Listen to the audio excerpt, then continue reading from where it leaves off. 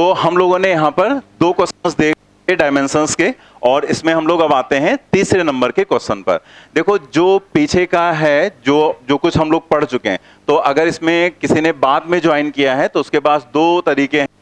अगर आपके पास टाइम है तो मेरा दूसरा बैच 12 तारीख से स्टार्ट हो रहा है, MWF का बैच होगा, वो टाइमिंग सेम रहेगी, ठीक है, 11 बजे से 1:30 बजे तक। तो उस बैच में भी आके ज्वाइन कर सकते हैं। ऐसे कुछ लोग होते हैं ना, उनके पास टाइम रहता है, उस दिन उनकी कोई क्लास नहीं है, तो आप 11 बजे से, वही टाइमिंग यही हम लोगों की रहती है, यही 11:15 से 11:15 से 1:30 बजे तक, ठीक है। तो ये टाइमिंग रहेगी और इसमें हम बिल्कुल स्टार्टिंग से चलेंगे। तो अगर आपके पास टाइम है तो आप ऑफलाइन आके कर सकते हैं। दूसरा तरीका हमने बताया था कि अभी जितना कुछ हम पढ़ा चुके हैं उसके सारे वीडियोस यूट्यूब पर आपको मिल जाएंगे, तो अगर आप चाहें तो उससे कवर कर सकते हैं, और जहां प्रॉब्लम है वो आप आके हमसे डिस्कस कर सकते हैं आफ्टर क्लास, ठीक है। तो दोनों ऑप्शन आपके पास हैं। तो मंडे से मेरा बैच स्टार्ट होगा MWF वाला, और उसकी टाइमिंग ये रहेगी 11:15 से 1:30 बजे तक, ठीक है।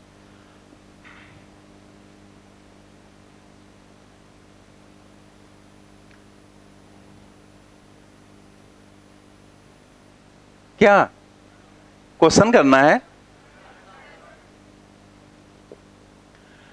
Select incorrect statement.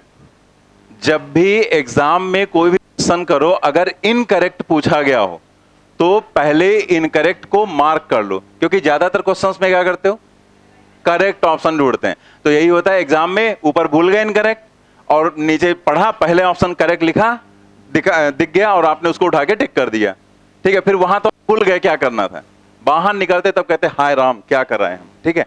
तो ये काम बाद में याद आता है, इसलिए जब भी ये गलतियां होती हैं, कई लोगों से गलतियां हुई हैं, इसीलिए मैंने आपसे कहा जब भी एग्जाम में आप कोई भी क्वेश्चन कर रहे हैं, अगर उसमें उसने इनकरेक्ट पूछा है, क्योंकि कई बार क्वेश्चंस की लैंग्वेज बड़ी होती है, अब आप लैंग्वेज पढ़ते पढ़ते लास्ट में उसने इनकरेक्ट लिखा, अब आप ऑप्शंस में उलझ जाते हैं, कई बार ऑप्शंस काफी घुमावदार होते हैं, अब पता लगा ऑप्शंस में उलझ गए, आपने भूल ही गए कि इनकरेक्ट टिक करना था या करेक्ट। तो ये गलतियां होती हैं, तो इसलिए आप इस चीज को थोड़ा सा ध्यान रखेंगे। तो इनकरेक्ट जब भी आपसे कहा जाएगा तो उसको अंडरलाइन कर लो कि हमें इनकरेक्ट स्टेटमेंट ढूंढना है, ठीक है।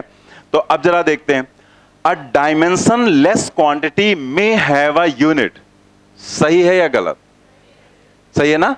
डायमेंशन लेस मतलब ऐसी क्वांटिटी जो डायमेंशन लेस है लेकिन उसके पास यूनिट हो सकती है, तो बिल्कुल सही है।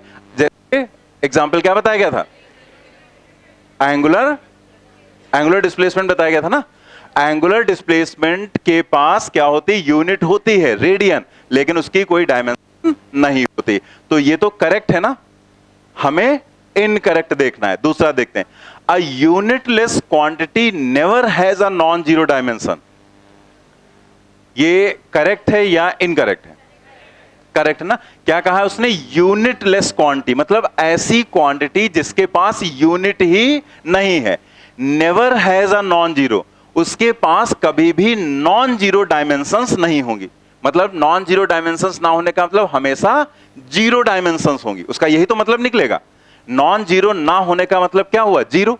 तो आप खुद सोचो कि अगर यूनिट ही नहीं है तो उसकी डायमेंशन होगी नहीं। अब देखो यही सेंटेंस आपको बताया गया था, ठीक है, लेकिन उसने इसी सेंटेंस को थोड़ा घुमा के दिया। यही सेंटेंस वहां बताया गया था कि अगर यूनिट नहीं है तो डायमेंशन भी नहीं होगी। तो यहां वही चीज वो कह रहा है कि यूनिटलेस क्वांटिटी मतलब यूनिट ही नहीं है, तो अगर यूनिट नहीं तो डायमेंशन भी नहीं होगी। और डायमेंशन ना होने का मतलब आप उसको क्या लिखेंगे, M0 L0 एंड T0, ठीक है। तो M0 L0 T0, तो ये चीज अगर आप देखें तो इसका कोई मतलब नहीं, दोनों सारी डायमेंशंस क्या है, जीरो।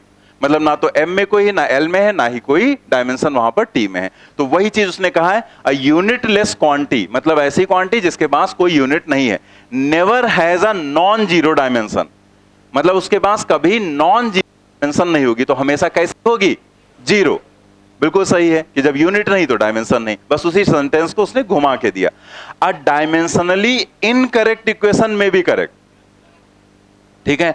ये इनकरेक्ट है ना स्टेटमेंट, और हमें इनकरेक्ट ही ढूंढना था, तो यही हम उठाकर टिक कर देंगे। भाई डायमेंशनली अगर कोई करेक्ट इक्वेशन होती है तो वो करेक्ट हो भी सकती है, नहीं हो सकती।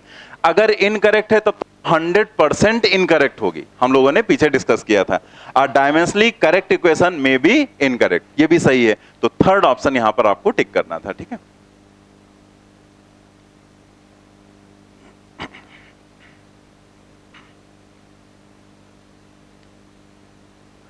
ठीक है ना। नेक्स्ट देखते हैं हम लोग क्वेश्चन नंबर 4। ये जो क्वेश्चन है इसको हम लोगों को करना है, और इसके बाद जैसे इसमें a अपान b आपसे पूछा गया, तो पहले तो हम a अपान b निकालेंगे, एंड देन आपको इसी क्वेश्चन को दिया जा सकता है और उसमें आपसे अलग अलग डायमेंशंस पूछे जा सकते हैं। मतलब उसने कह दिया भाई ये क्वेश्चन दिया गया a अपान b निकालो, तो हम कैसे क्या करेंगे। और अगर उसने a अपान b नहीं पूछा, उसने क्या कह दिया a की डायमेंशन अलग बताओ और b की डायमेंशन अलग बताओ, तो भी हम a और b की डायमेंशन अलग अलग निकाल सकते हैं और भी निकाल सकते हैं। लेकिन अगर हमें डायरेक्ट a अपान b चाहिए तो भी हम डायरेक्ट कर सकते हैं। थोड़ा ट्राई करेंगे फिर हम बताते हैं। थर्ड ऑप्शन करिए करिए, और लोग भी ट्राई करिए। और जो लोग कर चुके हैं इसका a अपान b निकाल चुके हैं, इसे उनको लगता है थर्ड ऑप्शन सही है, तो वो लोग a और b की अलग अलग डायमेंशंस कैलकुलेट करने की कोशिश करेंगे, a अलग और b अलग। ठीक है, निकाल लिया? कोई और बताएगा थर्ड ऑप्शन है या कुछ और? थर्ड ही आ रहा ना सभी का? बिल्कुल सही है थर्ड ऑप्शन। यहां पर जैसे आप देखो यहां पर क्या दिया गया है, इफ प्रेशर P, मतलब ये P क्या है, pressure, depends on distance x and time t as follows, इस तरह से, तो आपको a अपान b की डायमेंशन निकालनी। तो अब देखो यहां पर जैसे कोई भी क्वेश्चन है तो आपका यहां पे जैसे हम जब समझाएंगे क्वेश्चन को तो हम आपको ये बताते हैं कि क्वेश्चन सिर्फ करना नहीं, आगे हम पूरी फिजिक्स में यही करते हैं कि ऐसा नहीं हम सीधे क्वेश्चन सॉल्व कर दिया आपने नोट कर लिया, आप जो हम बोलें उस पर ध्यान दो, क्योंकि हम हमेशा बताते हैं कि क्वेश्चन को सॉल्व करने का प्रोसीजर क्या है, मतलब कैसे आप थिंक कैसे करेंगे। तो थिंक करने का जो प्रोसीजर होता है वो सोचना कि हम कैसे प्रोसीड करें।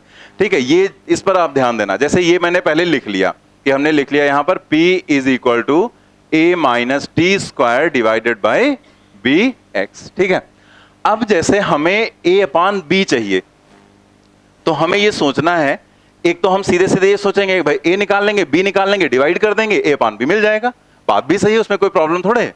लेकिन आप सोचो कि क्या हमें कुछ ऐसा है यहां से दिख रहा है कि हमें डायरेक्ट मिल जाए a अपान b, तो हो सकता है हमें a अपान b डायरेक्ट मिल जाए तो हमें अलग अलग सॉल्व ना करना पड़े। तो अगर आप इसे ऐसे लिखो a डिवाइड, जैसे इसको अलग अलग लिख सकते हैं ना, a upon b x and minus t square upon b x. वही जैसे हम लोग एलसीएम लेकर सॉल्व करते हैं चीजों को, तो अगर हम इसका एलसीएम लेंगे तो बी एक्स आ जाएगा, तो a माइनस टी स्क्वायर, यानी कि हम ऐसे लिख सकते हैं। अब आप देखो यहां a अपान b आपको मिल रहा है, और हम लोगों ने क्या समझा था कि कोई भी इक्वेशन अगर लिखी गई है, अगर उसको हमें चेक नहीं करना है, मतलब हमें उसे चेक नहीं करना, जैसे अगर उसने कहा चेक करो तब तो हमें चेक करके बताना होगा कि ये सही है गलत है, लेकिन अगर चेक करने को उसने नहीं कहा तो इसका मतलब वो दी गई इक्वेशन सही। जैसे ये इक्वेशन आपको करेक्ट ही माननी है, इसको आप इनकरेक्ट नहीं मान सकते, क्योंकि इनकरेक्ट मानोगे तो प्रूफ कैसे करोगे। तो ये दी गई इक्वेशन है तो इसको आप करेक्ट मानकर ही करेंगे।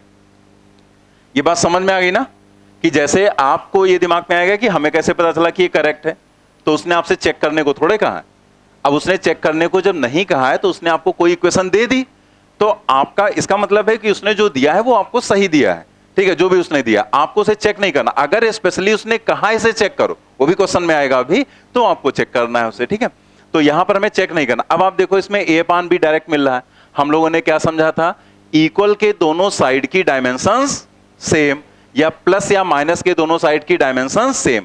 तो आप देखो यहां इक्वल है, तो इसका मतलब हम लोग यहां पर लिख सकते हैं कि जो a अपान बी एक्स की डायमेंशन होगी वो किसकी डायमेंशन के बराबर हो जाएगी, P की डायमेंशन के बराबर, प्रेशर की।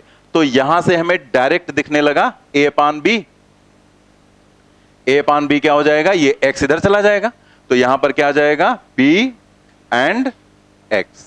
ठीक है, प्रेशर, प्रेशर की dimension ml minus one T minus two, तो यहां लिखा हमने ml minus one T minus two, और x तो डिस्टेंस है, तो डिस्टेंस की डायमेंशन l, तो ये माइनस वन ये प्लस वन, जीरो हो जाएगा, तो इसका मतलब यहां पर क्या आ गया, m l zero t minus two. ठीक है, ये आ गया, इसका मतलब थर्ड ऑप्शन सही हो जाएगा। बिल्कुल सही है थर्ड ऑप्शन, जितने लोगों ने आंसर दिया था। ठीक है,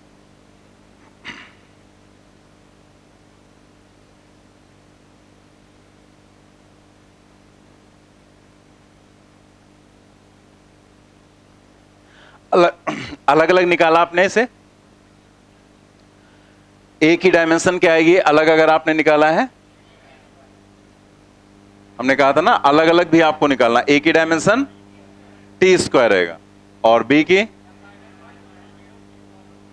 m-1 L0 and t to the power 4। और लोग भी ट्राई करें। ए की डायमेंशन टी स्क्वायर और बी की अलग अलग अगर आपको निकालना है तो ये क्वेश्चन का एग्जाम से पूछा गया।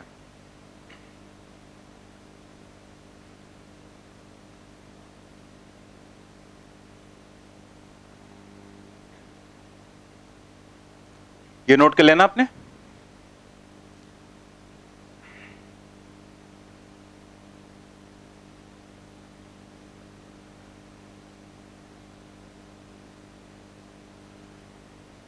ठीक है, P is equal to a minus t square upon b x हमने फिर से लिख लिया यहां पर।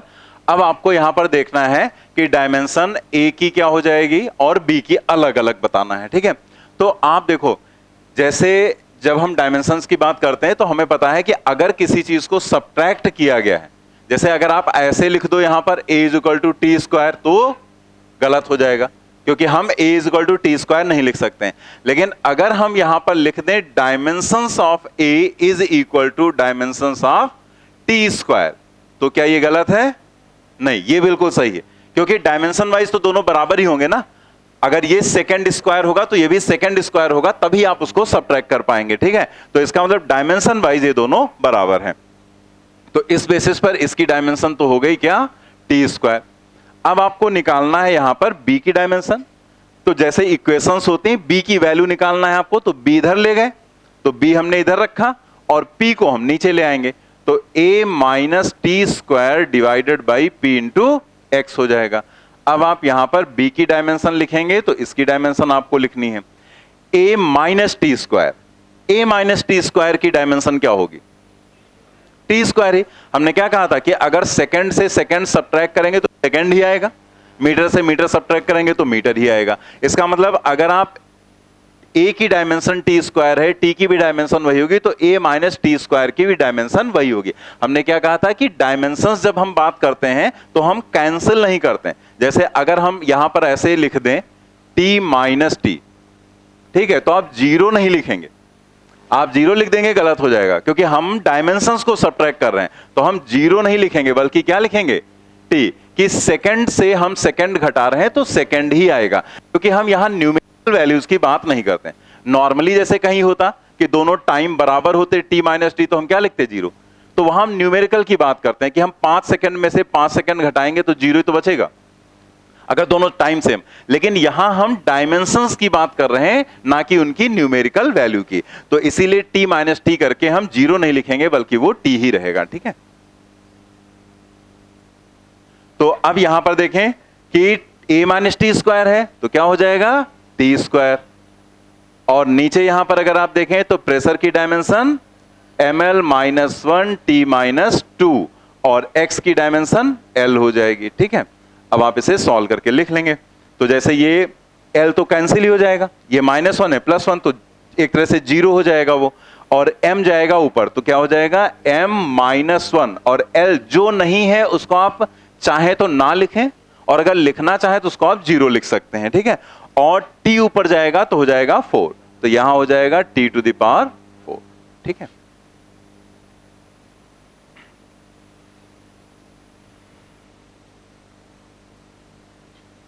तो इस तरह से a और b की अलग अलग डायमेंशंस हमें पता चल गई।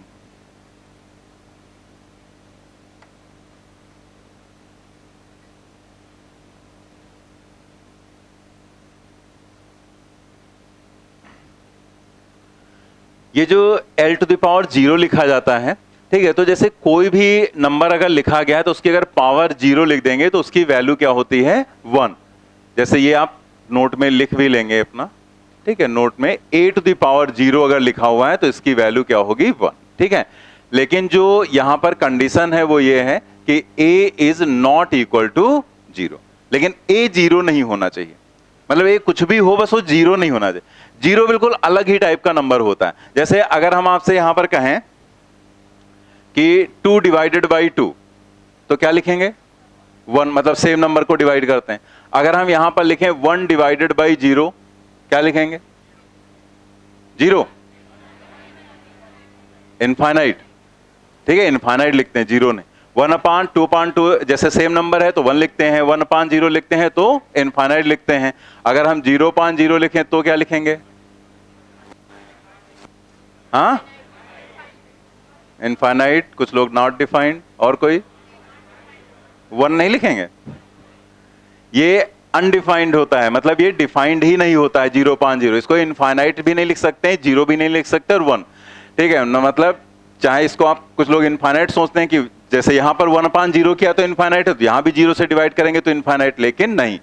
0/0 जैसे सेम नंबर को डिवाइड करते हैं 1, तो यहां पर भी आप डिवाइड करेंगे तो 1 नहीं लिख सकते हैं, ठीक है। 1 भी लिखने गलत, और 0 लिखेंगे वो भी गलत, ठीक है।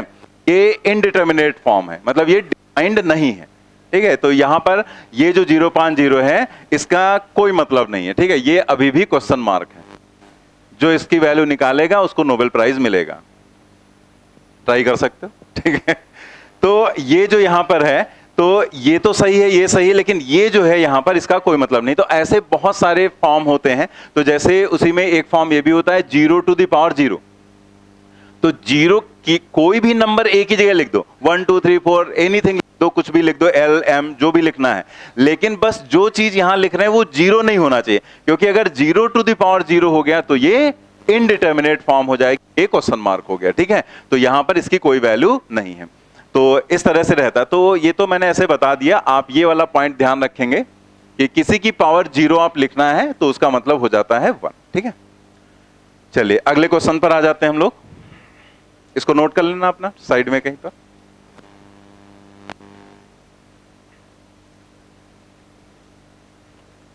चलिए नेक्स्ट देखते हैं question number 5। The velocity v in metre per second of a particle is given in terms of t in second by the equation v is equal to at plus b divided by t plus c। तो पहले हम ये equation लिख देते हैं यहां पर। v is equal to क्या है? at plus b divided by t plus c। The dimensions of a b and c are respectively. AIPM पूछा गया था 2006 में। तो आपको ए बी सी तीनों की डायमेंशंस बतानी है, क्या होंगे? सेकंड ऑप्शन, कुछ लोगों ने बताया सेकंड, और कोई? फोर्थ, सेकंड, फोर्थ ऑप्शन भी कुछ लोगों का, सेकंड ऑप्शन एंड फोर्थ। और कोई बताओ, बताओ, ट्राई करो, ठीक है। अगर नहीं आपने अभी किया है तो यहां सस्पेंस में मत रहो कि किसका सही होगा, तो अपना ट्राई करो फटाफट।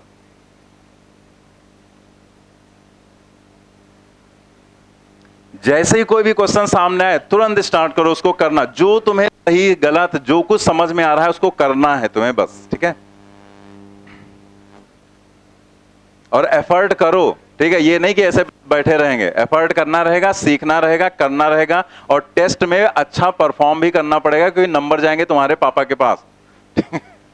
तो इसलिए जो है बेटर रहेगा कि अभी से अपनी तैयारी शुरू कर दो, क्योंकि जो पहला टेस्ट होगा वो यहीं तक होगा, यूनिट एंड डायमेंशन तक। टेस्ट अभी थोड़े दिन बाद होगा, ठीक है, अभी तुरंत स्टार्ट नहीं करेंगे। लेकिन हमने ये आपको बता दिया कि जो पहला टेस्ट होगा वो यही पहली बुकलेट का ही होगा, ठीक है।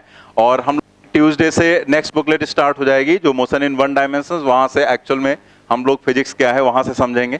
और ये जो टेस्ट की परफॉर्मेंस, मतलब जो प्रिपरेशन है, वो आप कुछ भी इधर उधर से करने की कोशिश, ठीक है।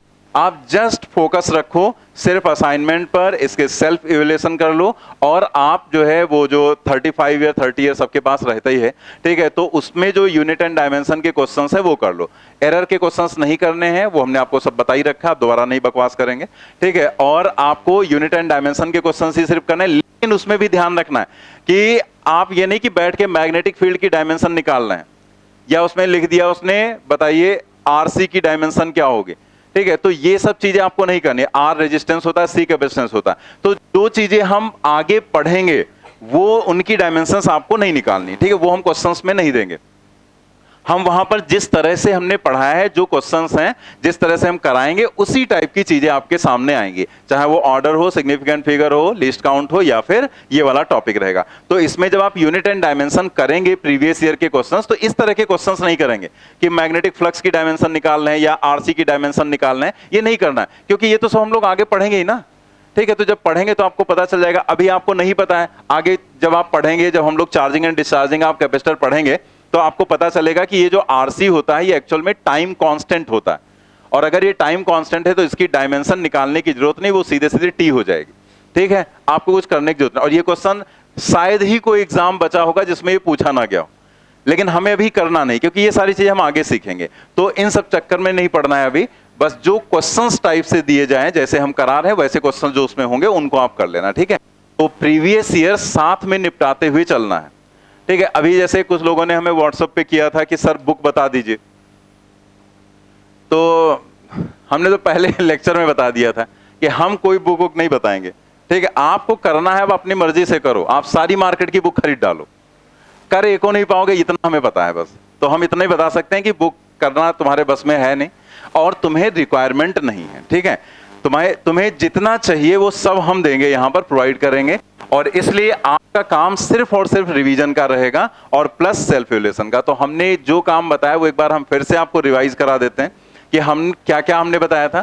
कि असाइनमेंट पूरा करना है, एक एक क्वेश्चन को आपको समझना है। अभी जैसे आप आगे बढ़ेंगे, हम अगर 25 क्वेश्चन देंगे तो वो 200 क्वेश्चन के बराबर होंगे, क्योंकि हर क्वेश्चन में कुछ नई चीज मिलेगी, हर क्वेश्चन में नई चीज। तो कोई भी क्वेश्चन जो है आप बिल्कुल हल्के में मत लेना, क्योंकि उसमें एक कॉन्सेप्ट छुपा होगा, और अगर वो 25 क्वेश्चन आपने कर लिए और अच्छे से समझ लिए तो आपकी सारी प्रॉब्लम सॉल्व हो जाएगी। ठीक है, तो कम है लेकिन वो बहुत ज्यादा क्वेश्चंस के बराबर है, तो इसीलिए उसी पर तुम्हें फोकस करना है, और बाकी सिर्फ प्रीवियस ईयर करना है बस। सेल्फ इवैल्यूएशन करना है, क्लास असाइनमेंट करना है, दोबारा प्रीवियस ईयर करना है, टेस्ट देना है बस। इसके अलावा कोई काम और कोई काम आपको नहीं करना।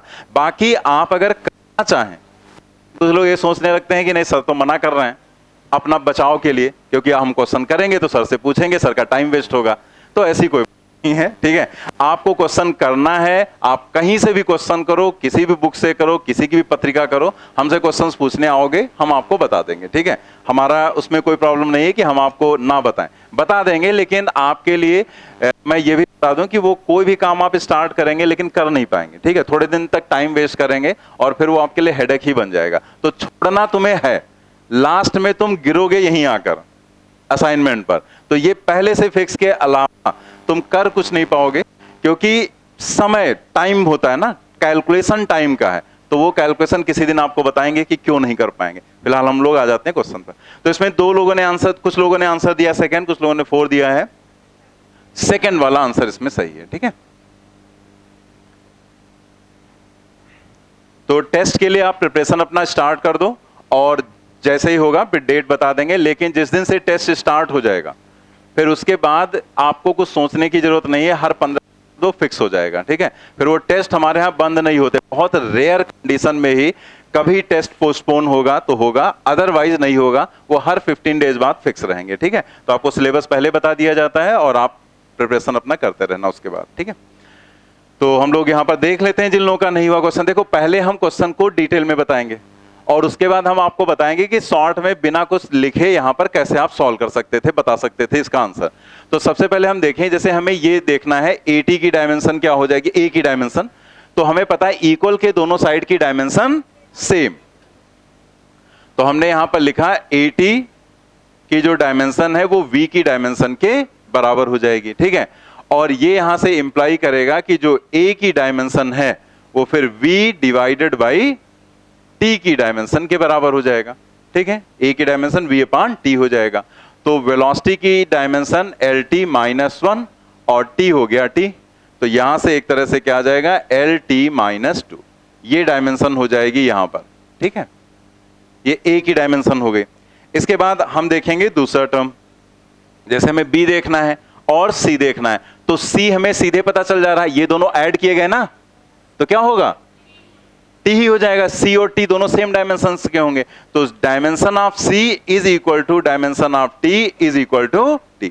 ठीक है, T की डायमेंशन। और इसी तरह से अगर आप देखें यहां पर, तो B की डायमेंशन जब निकालना है तो हमें पता है कि इन तीनों टर्म्स की डायमेंशन सेम रहेगी। ठीक है, तो तीनों टर्म की डायमेंशन अगर सेम है तो इसका मतलब B divided by T plus C जो होगा डायमेंशन वाइज, वो अब चाहे इसके बराबर कर दो चाहे इसके बराबर, तो हम सिंगल टर्म के बराबर करें, क्यों, इसमें दोनों की रखनी पड़ेगी, तो हम V के बराबर कर दें। अगर आप इसको AT के बराबर करोगे तो भी आंसर वही आएगा, तो हम किसके बराबर कर रहे हैं, V के बराबर। तो यहां से अगर आप देखो तो जो b की डायमेंशन है वो हो जाएगी dimension of v and dimension of t plus c। ठीक है, तो यहां से वेलोसिटी जो हो जाएगा वो lt माइनस 1 और t प्लस सी, टाइम में टाइम जोड़ेंगे तो टाइम ही रहना है, तो इसका मतलब t प्लस सी की डायमेंशन t के बराबर, तो यहां से ये t कैंसिल हो जाएगा तो कितना आ जाएगा, l आ जाएगा। ठीक है, सीक्वेंस आपको बहुत ज्यादा ध्यान रखना रहता है कि जैसे अगर आप देखो यहां पर तो a पहले है, फिर उसके बाद क्या लिखना है b और फिर लिखना है c, तो a की डायमेंशन lt माइनस 2 और फिर हमें b लिखना है दूसरे नंबर पर l और फिर t, यानी कि सेकंड ऑप्शन यहां पर करेक्ट हो जाएगा। सीक्वेंस पर भी क्वेश्चंस कई बार बनाए गए, जैसे आपके यहाँ एक कोलिजन में एक बार क्वेश्चन बनाया गया था, बहुत ही आसान था क्वेश्चन, और उसमें उसने क्या किया, सीक्वेंस चेंज कर दिया। जैसे उसने दिया कि दो बॉडीज हैं ए और बी, तो वो इलास्टिक, परफेक्टली इलास्टिक कोलिजन का था, सेम मास का केस था ए और बी। तो ये हम लोग आगे पढ़ेंगे कोलिजन में कि अगर सेम मास की बॉडी इलास्टिकली कोलाइड करती हैं तो उनकी वेलोसिटीज एक्सचेंज हो जाती हैं, तो वो दोनों कोलाइड की। और उसके बाद उसने आंसर में क्या पूछा, यहां ए और बी दिया और आंसर में उसने पूछा कि आफ्टर कोलिजन बी और ए की वेलोसिटी क्या हो जाएगी। अब ये क्वेश्चन, अब तो खैर पुराना क्वेश्चन हो गया, लेकिन तब ये क्वेश्चन बहुत लोगों का गलत हुआ था, क्योंकि ऐसे ए और बी था तो उसी सीक्वेंस में आंसर टिक कर आए, लेकिन उसने क्या कहा, बी और ए। तो आप ये चीज, एक बहुत इंपॉर्टेंट पॉइंट है कि एग्जाम में आप ये भी देख लें, जैसे अगर कई क्वांटिटीज हैं तो किस सीक्वेंस में वो जानना चाह रहा आंसर, उसी सीक्वेंस के आंसर को टिक करना होता है आपको। ठीक है, नोट कर लेंगे इसे।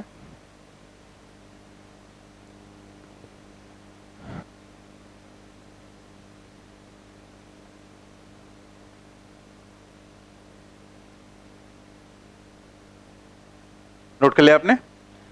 अब जैसे यही क्वेश्चन है, इस क्वेश्चन को अगर आप देखा जाए तो कुछ भी लिखने की जरूरत नहीं थी। अब ये सारी चीजें आती हैं प्रैक्टिस से कि कोई भी चीज देखकर आप उसका शॉर्टकट कैसे निकाल लेते हैं। बेसिक नहीं चेंज होता है, शॉर्टकट में क्या होता है, सिर्फ कैलकुलेशन रिड्यूस होता है और कैलकुलेशन आप अपने दिमाग से कर लेते हैं।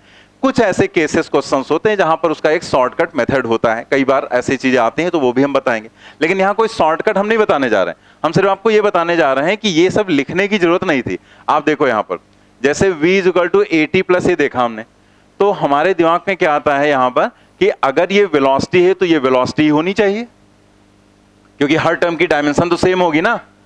और अगर ये वेलोसिटी है तो जैसे हम लोग को इक्वेशन पता होती है ना, v बराबर u प्लस AT, ऐसे होता ना, तो उसमें a क्या होता है, एक्सेलेरेशन होता है ना। तो इसका मतलब अगर ये वेलोसिटी है तो ये वेलोसिटी होना है तो ये एक्सेलेरेशन ही तो होगा, तभी एक्सेलेरेशन को टाइम से मल्टीप्लाई करेंगे तब वेलोसिटी आ जाएगी। जैसे यहां पर एक्सेलेरेशन को टाइम से मल्टीप्लाई करेंगे तो वेलोसिटी तो मिलेगा, क्योंकि a इज इक्वल टू होता है v by T. v by T नहीं होता है, रेट ऑफ चेंज होता है, मतलब हम डायमेंशन वाइज आपको सिर्फ बता रहे हैं कि v बाई टी होता है। ठीक है, मतलब वेलोसिटी को टाइम से डिवाइड करो तो एक्सेलेरेशन, या टाइम को एक्सेलेरेशन से मल्टीप्लाई करो तो वेलोसिटी, बाकी वो रेट ऑफ चेंज होता है डायमेंशन वाइज, ऐसे मैंने समझा दिया आपको। ठीक है, तो इसका मतलब यहां पर क्या हुआ कि बिना किसी कैलकुलेशन के हमें पता चल गया कि ये एक्सेलेरेशन होगा, तो अगर ये एक्सेलेरेशन है तो इसकी डायमेंशन क्या, LT माइनस 2, कुछ लिखने की जरूरत ही नहीं थी।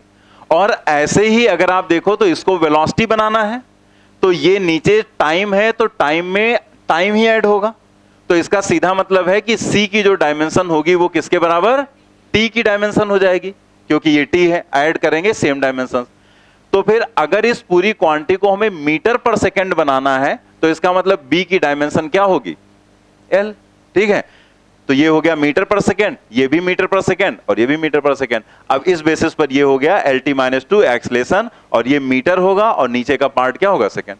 क्या कुछ लिखना पड़ा आपको, कुछ भी लिखने की जरूरत नहीं थी, ये सब जितना लिखा है। लेकिन क्या हमने कोई नई चीज नहीं बताई, जो हमने यहां किया है बताया वही है, बस उसको हमने शॉर्ट में बता दिया कि डायरेक्ट आप थिंक कर सकते थे और सीधे आंसर टिक करते LT minus 2 L and T, second option. ठीक है, तो डायरेक्टली हम ऐसे थिंक कर सकते थे। ये जैसे आपने ये लिखा, ये इक्वेशन थी आपकी, तो अगर आप देखें तो ये अगर वेलोसिटी है तो इसको भी वेलोसिटी होना चाहिए ना, और अगर ये वेलोसिटी है तो ये एक्सेलेरेशन होगा, क्योंकि जैसे आप इसी इक्वेशन को देख लो, इस इक्वेशन को आप ऐसे लिख लो, जैसे v बराबर u प्लस AT होता है तो उस इक्वेशन को हम ऐसे भी तो लिख सकते हैं, v is equal to AT plus u, कोई दिक्कत, ठीक है, ऐसे लिख सकते हैं। तो इसका मतलब यहां अगर ये एक्सलेशन है तो यहां भी एक्सलेशन ही होगा, ठीक है, ये वाला पार्ट क्या होगा, एक्सलेशन हो जाएगा। और ऐसे ही यहां पर ये वेलोसिटी है तो वैसे ही यहां भी वेलोसिटी होना चाहिए, भाई ये वेलोसिटी तो ये वेलोसिटी होगा, तो वेलोसिटी क्या होगी, यूनिट मीटर पर सेकेंड। तो ऊपर क्या होना चाहिए, मीटर, और नीचे क्या होना चाहिए, सेकेंड। इसका मतलब ये होना चाहिए एल और ये होना चाहिए टी, ठीक है। चलिए आगे बढ़ते हैं।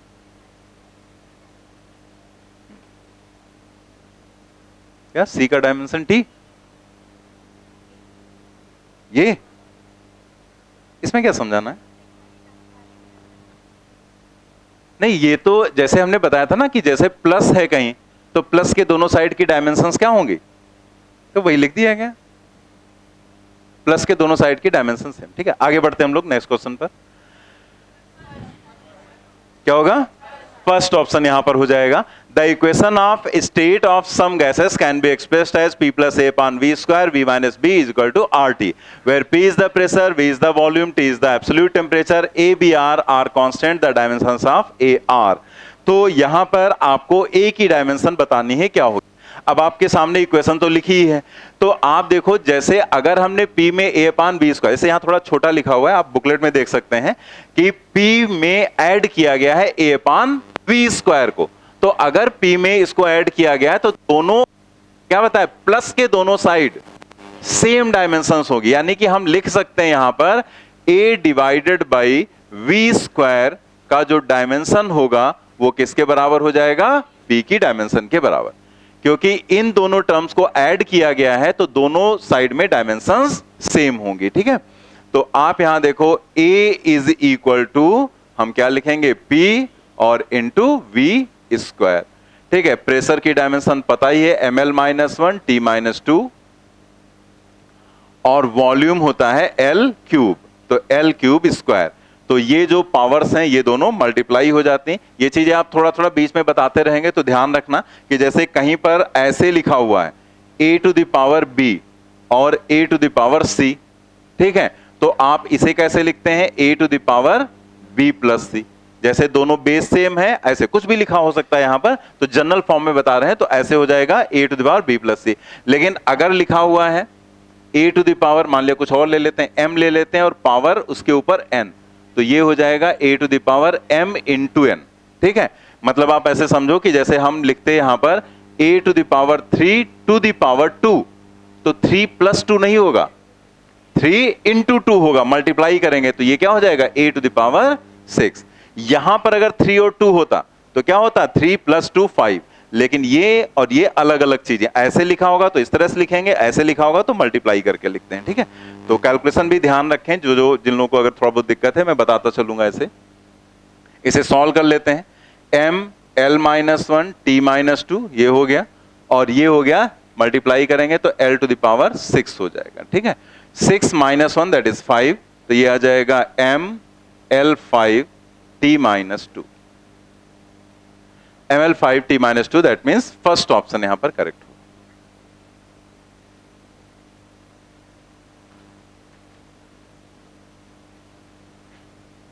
अगर हम पूछे यहां पर B की डायमेंशन क्या होगी, B की डायमेंशन क्या होगी, B, ये जो B लिखा हुआ है L क्यूब, क्योंकि B और V जैसे वहां पर क्या लिखा हुआ है, V माइनस B लिखा हुआ है ना, ऐसे इधर बता दे, यहां पर लिखा हुआ है V माइनस B, ऐसे लिखा हुआ ना दूसरे ब्रैकेट में, तो आप खुद सोचो कि दोनों डायमेंशंस जो है बराबर ही तो होनी चाहिए, क्योंकि माइनस है तो हम प्लस या minus, equal to, greater than, less than, तो उनके दोनों साइड की डायमेंशंस क्या होंगी, सेम होंगी। तो आप यहां सोचो दोनों की डायमेंशन सेम होगी, इसका मतलब क्या हुआ कि जो B की डायमेंशन है वो V की डायमेंशन के बराबर होगी, and that is equal to L cube, ठीक है, L क्यूब हो जाएगा यहां पर। तो ये पूछा नहीं गया था, मैंने ऐसे बता दिया, आप चाहें तो लिखना चाहें साइड में लिख सकते हैं, ठीक है। चलिए अगले क्वेश्चन पर आते हैं, क्वेश्चन नंबर 7। ये एनसीईआरटी का क्वेश्चन है, और इस क्वेश्चन को जरा पहले हम लोग समझ लें कि क्वेश्चन में वो कह क्या रहा है, कि कई लोगों को बाद में इस क्वेश्चन में प्रॉब्लम होती है, ठीक है। तो हम लोग जरा देख लेते हैं यहां पर, a book with many printing errors contains 4 different formulas for the displacement y of a particle undergoing a certain periodic motion. ये क्वेश्चन एनसीईआरटी में भी दिया है और एनसीईआरटी एग्जाम्पलर में भी दिया गया है, दोनों जगह पर है। तो उसने क्या कहा कि कोई बुक है जिसमें बहुत सारी प्रिंटिंग एरर्स हो गई हैं। अब वो प्रिंटिंग एरर्स हुई जिसमें दिया क्या गया है यहां पर, displacement y of a particle, मतलब y क्या है, डिस्प्लेसमेंट किसी पार्टिकल का जो पीरियोडिक मोशन कर रहा है। ठीक है, जैसे हम लोग एसएचएम वगैरह सिंपल हार्मोनिक मोशन पढ़ते हैं, तो पीरियोडिक क्या होता है, एसएचएम क्या होता है, ये सब हम बाद में सीखेंगे। ठीक है, तो इसने पीरियोडिक मोशन उसने कहा वो कर रहा है। ये 4 इक्वेशंस उसने आपको दे दी। अब उसने यहां पर कहा है जो ये इक्वेशंस हैं कि ए क्या है, मैक्सिमम डिस्प्लेसमेंट, जैसे हम एम्पलीट्यूड भी बोलते हैं, आयाम बोलते हैं हिंदी में, ऑफ द पार्टिकल, वी क्या है, speed of the particle, T क्या है, time period of the motion. Rule out the wrong formulas on the dimensional graph. जैसे कि उसने आपसे यहां पर कहा कि डायमेंशनल बेसिस पर आपको बताना है, डायमेंशंस के बेसिस पर, क्योंकि अभी हम लोगों ने एसएचएम तो पढ़ा नहीं, तो हमें पीरियोडिक मोशन एसएचएम क्या होता है ये कुछ नहीं पता है। तो आपको जो डायमेंशंस में चीजें बताई गई उसका यूज करते हुए आपको बताना है कि इसमें से क्या सही होगा। ठीक है, मतलब कौन से सही है कौन से गलत है। तो उसने आपसे रॉन्ग पूछा, रूल आउट द, अगेन आपको ध्यान रखना है कि हमें रॉन्ग बताने। ठीक है, तो जरा हम लोग समझ लेते हैं। जैसे उसने पहले यहां पर पहला नंबर जो है वो हम लिखते हैं, सेकेंड ऑप्शन, चलिए देख लेते हैं जिन लोगों को। y is equal to a sine pi t upon t है। ठीक है, यहां लिख देते हैं y is equal to a sine क्या था, pi t divided by t, pi t divided by t. ठीक है, ये फर्स्ट वाला जो था वो लिखा हुआ है। तो आप यहां देखो कि जो इक्वल है इसके दोनों साइड की डायमेंशन सेम होनी चाहिए, तो वो यहां पर है। जैसे आप देखेंगे कि इक्वल, ये भी डिस्प्लेसमेंट है, आयाम दिया गया ना एम्पलीट्यूड, तो एम्पलीट्यूड क्या होता है, मैक्सिमम डिस्प्लेसमेंट। जैसे कोई भी पार्टिकल जब ऑसिलेट करता है, जैसे ये मान ले ये ऐसे ऑसिलेट कर रहा है, तो ये किसी भी पोजीशन पर है, तो यहां से जो ये होता है ये y हो गया। ठीक है, लेकिन जो यहां से लेकर यहां तक जो ये मैक्सिमम डिस्प्लेसमेंट होता है, इसी को हम क्या बोलते हैं, एम्पलीट्यूड a बोलते हैं। तो ये क्या हो गया, एम्पलीट्यूड। तो ये यहां पर स्मॉल वैल्यू है और ये यहां पर क्या है, स्मॉल वैल्यू मतलब डिस्प्लेसमेंट, और यहां से यहां तक का क्या है, एम्पलीट्यूड ये है। ठीक है, तो ये मैक्सिमम डिस्प्लेसमेंट यहां पर होगा। तो आपको यहां पर ये देखना है कि जो मैक्सिमम डिस्प्लेसमेंट है वो भी एक तरह का डिस्प्लेसमेंट ही तो है। क्लियर हुआ ना, में ध्यान देने की बजाय मोबाइल पे ज्यादा ध्यान देने लगते हो। जब बताया गया है तो अगर नहीं पढ़ना है तो अपना एडमिशन कैंसिल कराओ और निकलो यहां से, और अगर पढ़ना है तो प्रॉपर पढ़ो बैठ के। पढ़ने आए हो, बताओ मोबाइल चला रहे हो बैठ के। मोबाइल क्या हो गया है, दुनिया में सबसे नरक चीज, पता नहीं किसने बनाया, उसको पकड़ के चौराहे पे खड़े होके मारना चाहिए। मोबाइल से मुझे बहुत इरिटेशन होता, बहुत चिढ़ होती, लेकिन अब ये ऐसा बना दिया ना कि बिना मोबाइल के कोई काम ही नहीं होता है। लेकिन एकदम बकवास चीज है, मतलब दिन भर लोग उसी में जुटे रहते हैं, हर समय 24 घंटे। एडिक्शन हो गया, एडिक्शन नहीं अच्छा है। जैसे मोबाइल में आप देखो, एंजॉय करो, सब है, सारे काम करते ही हैं हम लोग। ठीक है, मोबाइल से मतलब के काम कम, बेमतलब के काम होते हैं ज्यादा। तो वो सारी चीजें ठीक है, लेकिन एडिक्ट मत हो जाओ उसके। एडिक्शन हो गया बिल्कुल।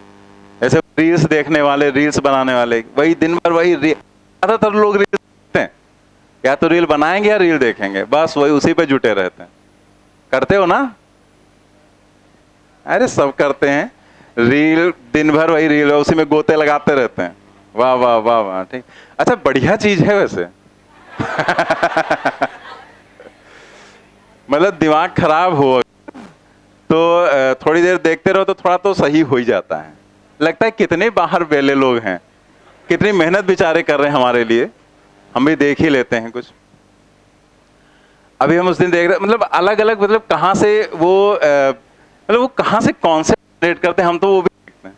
ठीक है, लेकिन एडिक्शन नहीं, मतलब 2-2 दिन हो जाते हैं हम नहीं देखते हैं, हमें कोई प्रॉब्लम नहीं होती। मतलब ये नहीं कि नहीं रील देखना जरूरी, ठीक है, ये सब रखो किनारे, पहले रील देखते हैं।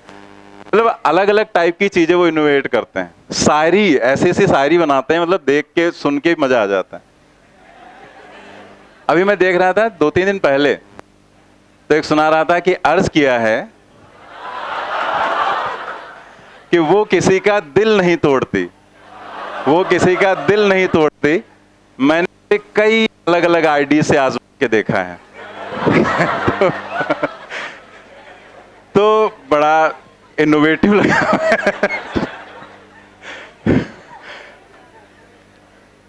अभी एक और सुन रहे थे कि जिसने बिना सोचे समझे शादी की उसने अपना जीवन बिगाड़ लिया। जिसने बिना सोचे समझे शादी की उसने अपना जीवन बिगाड़ लिया, और जिसने सोच समझ की उसने क्या उखाड़ लिया। तो मतलब थोड़ी देर बाद मजा आ जाता। लेकिन गलत चीज ये है कि रील्स के बड़े सारे फायदे भी हैं। घरों में लड़ाइयां कम हो गई क्योंकि सास और बहू दोनों रील बना रही हैं। कभी कभी व्यूज को लेके थोड़ा सा प्रॉब्लम हो जाती है, किसी का ज्यादा कम हो गया, बाकी सब मामला बढ़िया चल रहा है, ठीक है।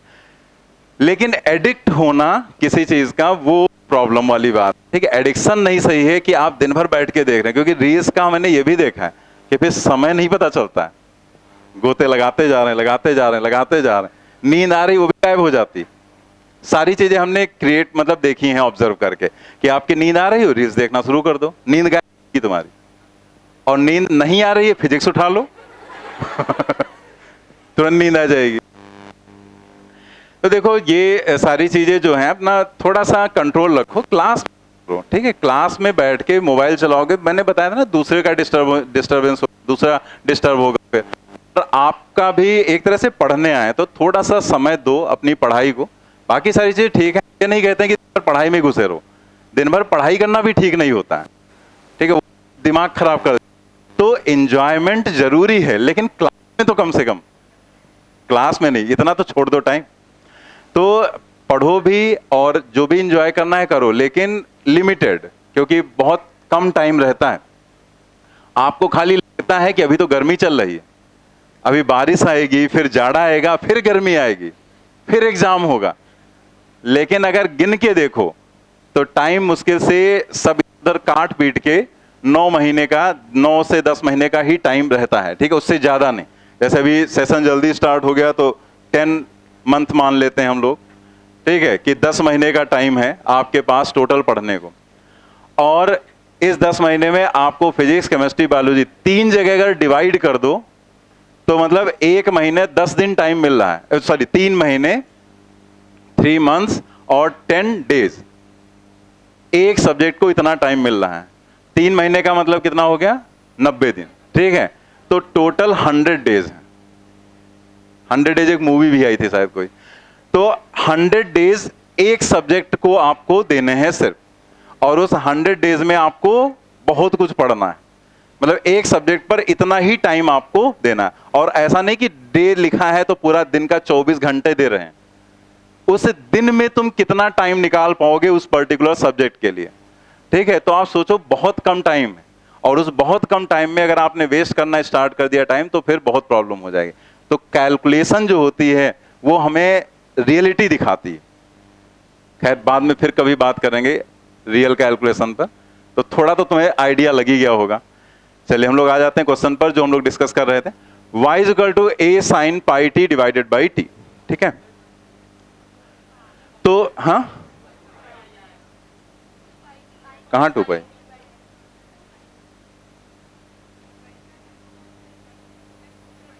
अच्छा हाँ, इसमें थोड़ा सा मिसप्रिंट हो गया है, 2 लिख देता हूं।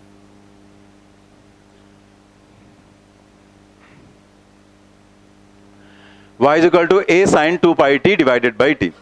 अब यहां से अगर आप देखें तो इक्वल के दोनों साइड की डायमेंशन सेम, तो y is equal to a। और ये हमें यहां पर ये नहीं कि ये दोनों डायमेंशन सेम होंगी, यहां पर हमें चेक करना है यहां ये इक्वेशन सही है कि गलत है, ये हमें चेक करना है।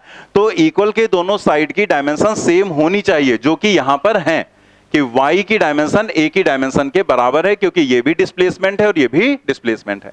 अगर हम 2 पाई टी अपान टी की बात करें तो ये एंगल है, और एंगल क्या होना चाहिए, डायमेंशन लेस होना चाहिए। तो अगर एंगल डायमेंशन लेस है तो फिर यहां पर हमें देखना है कि क्या ये डायमेंशन लेस है या नहीं। तो हमने लिखा 2 pi t divided by T. इसकी अगर हम डायमेंशंस देखें, मतलब ऐसे ही बस लिख सकते हैं यहाँ पर, और कुछ ज्यादा लिखना तो है नहीं। तो यहां पर अगर इसकी डायमेंशन देखें तो 2 पाई की कोई डायमेंशन नहीं, ऊपर भी टी है और नीचे भी टी है, यानी कि यहां पर क्या हो गया, डायमेंशनलेस। कैंसिल कर देंगे तो क्या हो जाएगा, डायमेंशनलेस। तो डायमेंशनलेस यहां पर लिख दिया, डायमेंशनलेस।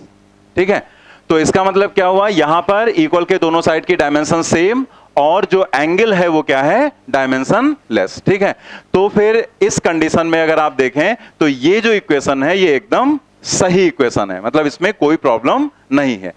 चलिए अगले नंबर पर आते हैं। नेक्स्ट अगर आप देखें यहां पर तो y is equal to a sine v t, a sine v t. ठीक है, ये यहां पर रहेगा ए साइन बीटा। अगेन अगर आप देखो यहां पर तो इक्वल के दोनों साइड की dimension same, that is y की डायमेंशन और a की डायमेंशन, दोनों डायमेंशन सेम है भी, क्योंकि ये भी डिस्प्लेसमेंट है ये भी डिस्प्लेसमेंट है। लेकिन जरा हम इसकी देखें, ये जो vt लिखा हुआ है तो इसकी डायमेंशंस अगर आप देखें तो vt की जो डायमेंशन,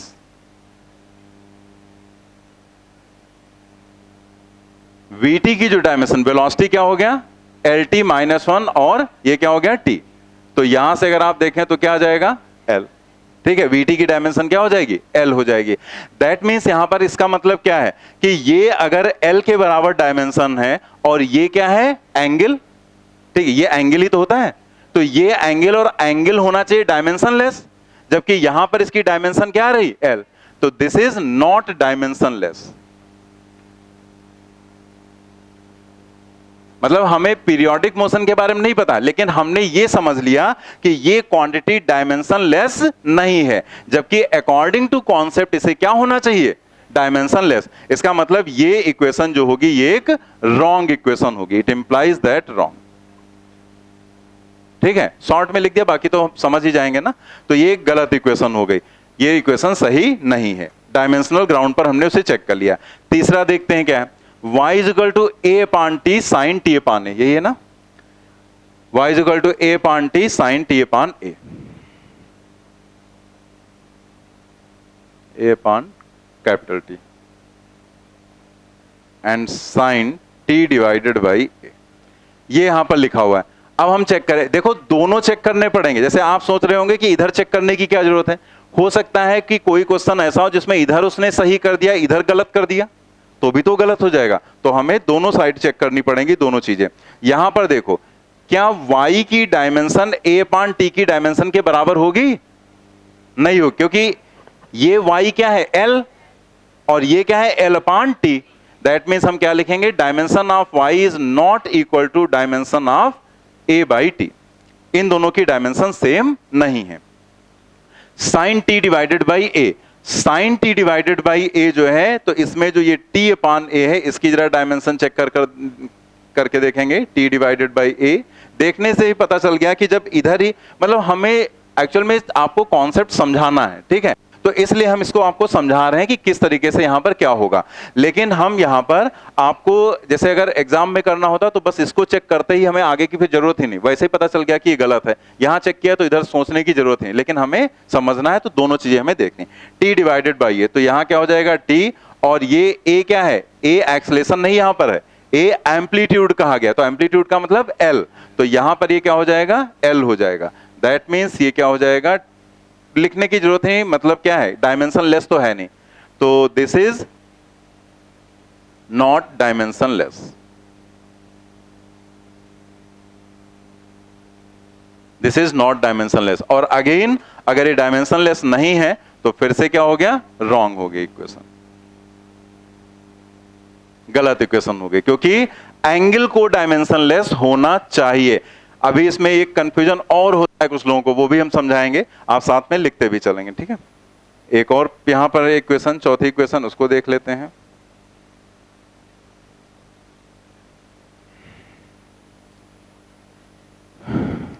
फोर्थ वाली क्वेश्चन क्या है,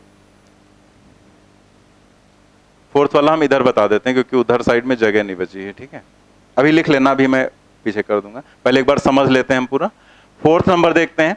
फोर्थ नंबर क्या है, y is equal to a divided by a root 2 है सर, a रूट 2, और क्या है आगे, sine 2 pi t divided by t, और plus cos 2 pi t divided by t। ठीक है, तो ये दिया गया है। तो अगर आप यहां पर देखें तो यहां पर क्या हो जाएगा, ये जो यहां पर है तो y की जो डायमेंशन है वो इक्वल टू √2 की, तो वैसे कोई डायमेंशन नहीं होगी, तो एक ही डायमेंशन के बराबर है, तो इधर से तो सही है। और ये अभी हमने पहले वाले में चेक किया था, सॉरी पहले वाले में देखो 2 पाई t बाई टी क्या है, डायमेंशन लेस था, चेक किया था ना, तो दोबारा हमें चेक करने की जरूरत नहीं, यानी कि ये जो दोनों टर्म है, ये वाले और ये वाले दोनों क्या है, डायमेंशन लेस है,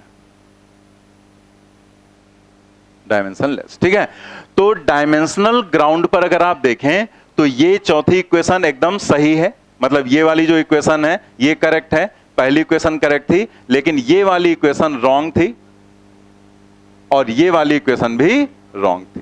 ठीक है, इस बेसिस पर आप देखो तो सेकंड और थर्ड दोनों ही रॉन्ग है, तो सेकंड थर्ड कौन से ऑप्शन में है, सेकंड।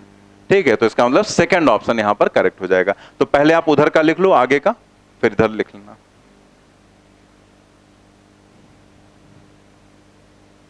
नोट कर लिया आपने?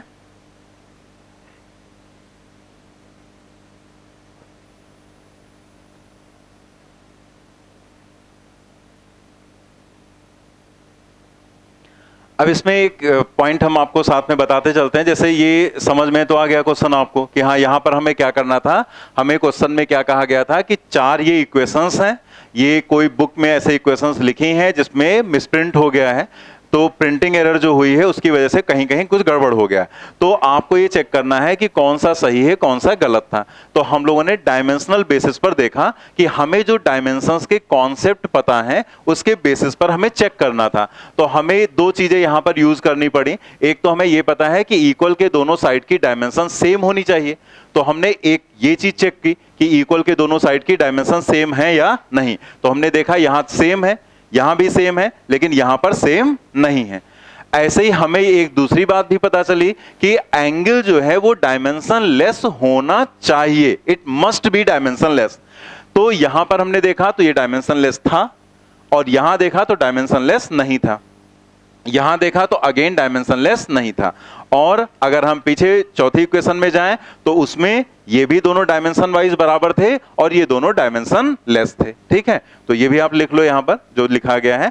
इस बेसिस पर हमने देखा कि सेकंड और थर्ड डायमेंशंस के रूल को फॉलो नहीं कर रहे हैं, सेकंड और थर्ड, क्योंकि सेकंड और थर्ड में आपने क्या देखा कि यहां पर जो ये वाले टर्म है इनकी डायमेंशन है, जबकि होना क्या चाहिए था, डायमेंशन लेस। ऐसे ही इसमें तो बराबर था लेकिन इसमें इधर बराबर नहीं था। ठीक है, तो इस बेसिस पर हमने ऑप्शन निकाल लिया सेकंड और थर्ड, तो उसके बेसिस पर यहां पर सेकंड ऑप्शन करेक्ट हो जाएगा। अब प्रॉब्लम क्या होती है कुछ लोगों को, कुछ लोग ये यहां पर दिमाग लगाने लगते हैं कि हमें तो बताया गया था कि एंगल डायमेंशन लेस होता है, ठीक है, तो फिर ये एंगल यहां पर ये भी डायमेंशन लेस होगा, ये भी डायमेंशन लेस होगा, वो सबको डायमेंशन लेस कह देते हैं। तो हमने क्या बताया, हमने कहा एंगल डायमेंशन लेस होना चाहिए या एंगल की कोई डायमेंशन नहीं होती है। ठीक है, तो अगर एंगल की कोई डायमेंशन नहीं होती तो फिर यहां क्यों है या यहां क्यों है, नहीं होनी चाहिए थी ना, तो इसका मतलब क्या है कि ये गलत था, तो हमें यहां पर चेक करना था। तो आप उस सेंटेंस को ध्यान से समझो कि एंगल को डायमेंशनलेस होना चाहिए। ठीक है, अगर वो नहीं है तो वो गलत होगा, तो कहीं पर लिखा है, तो अगर वो इक्वेशन सही होगी, जैसे ये इक्वेशन सही थी तो आपने देखा इसमें एंगल डायमेंशनलेस था, ये इक्वेशन सही तो इसमें एंगल डायमेंशनलेस था, लेकिन ये इक्वेशन क्यों गलत हो गई, क्योंकि एंगल को डायमेंशनलेस होना चाहिए बट यहां पर वो नहीं था, इसलिए हमने कह दिया कि वो चीज गलत है। अगर यहां भी एंगल डायमेंशनलेस होता तो ये इक्वेशन भी एकदम सही हो जाता। ठीक है, तो बात समझ में आई कि एंगल डायमेंशनलेस होना चाहिए, अगर ऐसा नहीं है तो वो गलत होगा। ठीक है, चलिए आगे बढ़ते हैं हम लोग नेक्स्ट क्वेश्चन पर। Force F is given in terms of time t and distance x by F is equal to, तो F जो है वो क्या लिखा गया है, A sin C t and plus B cos D x। ठीक है, अब देखो यहां पर इसमें क्या है कि अगेन आपको वही चीज यहां पर कही गई कि आपको A/B और C/D की वैल्यू बतानी है, मतलब उसकी डायमेंशंस बतानी है क्या हो जाएंगी। ठीक है, तो हमें उसके लिए अलग अलग टर्म्स की डायमेंशन निकालनी पड़ेंगे। अब आप यहां पर पता है पहले से कि ये जो ट्रिग्नोमेट्रिक फंक्शन है और ये जो ट्रिग्नोमेट्रिक फंक्शन है, क्या इनकी कोई डायमेंशन होगी? नहीं होगी। ये दोनों ही टर्म्स क्या होते हैं? डायमेंशनलेस। ये दोनों टर्म होते हैं डायमेंशनलेस, ये भी और ये भी होगा डायमेंशनलेस, ठीक है। तो एंगल की अगर बात करें तो एंगल भी डायमेंशनलेस होता है। तो इसका सीधा मतलब हुआ कि एफ, अब ये तो डायमेंशन है नहीं इसकी, इक्वल के दोनों साइड की डायमेंशन सेम, प्लस के दोनों साइड की डायमेंशन सेम, तो ये तो डायमेंशनलेस वाले टर्म हो गए। तो बचा क्या? एफ, ए और बी। तो इसका मतलब यहां पर पहली बात क्या निकल कर आई कि जो एफ की डायमेंशन होगी, जो ए की डायमेंशन होगी और जो बी की डायमेंशन होगी, वो सब क्या होंगे? सेम, क्योंकि ये तो डायमेंशनलेस टर्म है। तो ये इक्वल के दोनों साइड प्लस के दोनों साइड की डायमेंशन सेम। और इस बेसिस पर हमें एक बात पता चल गई कि जो ए अपान बी होगा वो क्या हो जाएगा? डायमेंशनलेस, क्योंकि जब दोनों की डायमेंशन सेम है तो ए अपान बी क्या होगा? डायमेंशनलेस। तो ये हो जाएगा यहां पर डायमेंशनलेस, ठीक है। और डायमेंशनलेस कोई चीज है तो उसको आप m0 l0 t0 लिख सकते हैं, क्योंकि m0 l0 t0 का मतलब 1 ही तो हो जाएगा, और 1 क्या है? नंबर है, तो वो डायमेंशनलेस होगा। तो ऐसे लिख सकते हैं। ऐसे ही अब हमें निकालना है c अपान डी। तो अब c अपान डी कैसे निकालेंगे? देखें, c अपान डी के लिए अगर आप देखो तो ct क्या है? एंगल है ना। ct साइन के आगे थीटा ही तो लिखा जाएगा, एंगल होगा। तो ct क्या होगा? डायमेंशनलेस, ठीक है। डायमेंशन लेस होगा, एंगल है, तो ये क्या होगा? एक बार हम पूरा लिख देते हैं, या ऐसे ही देखो लिख तो दिया यहां पर ना हमने डायमेंशन लेस। तो जहां हमें डायमेंशन लेस कोई चीज लिखनी है वहां हम लिख सकते हैं m0 l0 एंड t0, और उसको हम क्या लिख सकते हैं? 1। अभी बताया गया था ना, किसी की पावर 0 1। तो इस बेसिस पर अगर आप देखो तो यहां से क्या हो जाएगा कि जो c की डायमेंशन है, ठीक है, तो वो c की डायमेंशन हो जाएगी 1 अपान टी की डायमेंशन, ठीक है। तो 1 अपान टी, और ये क्या हो जाएगा? t माइनस 1, ठीक है।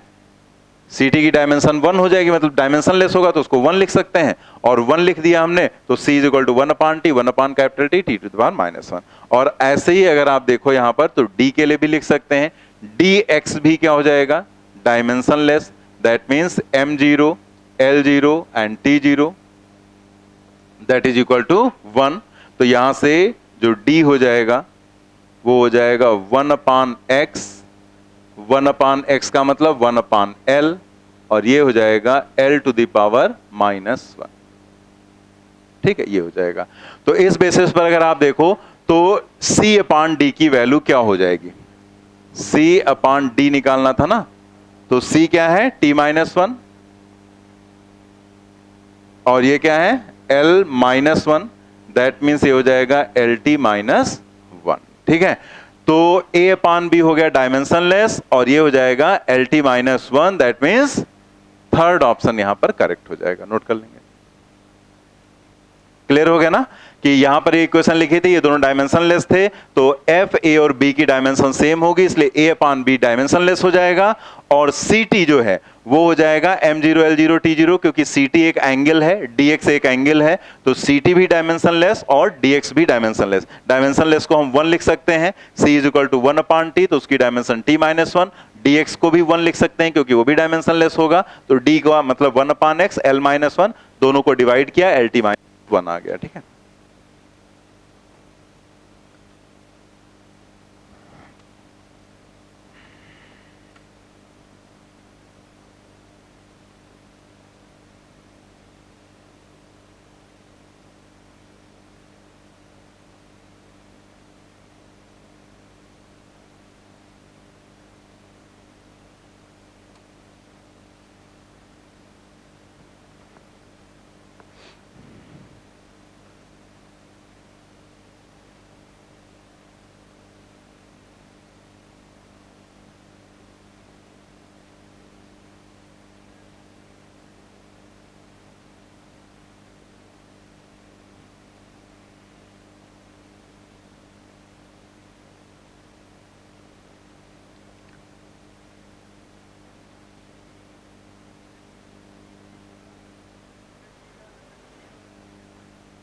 हाँ हाँ अभी बता।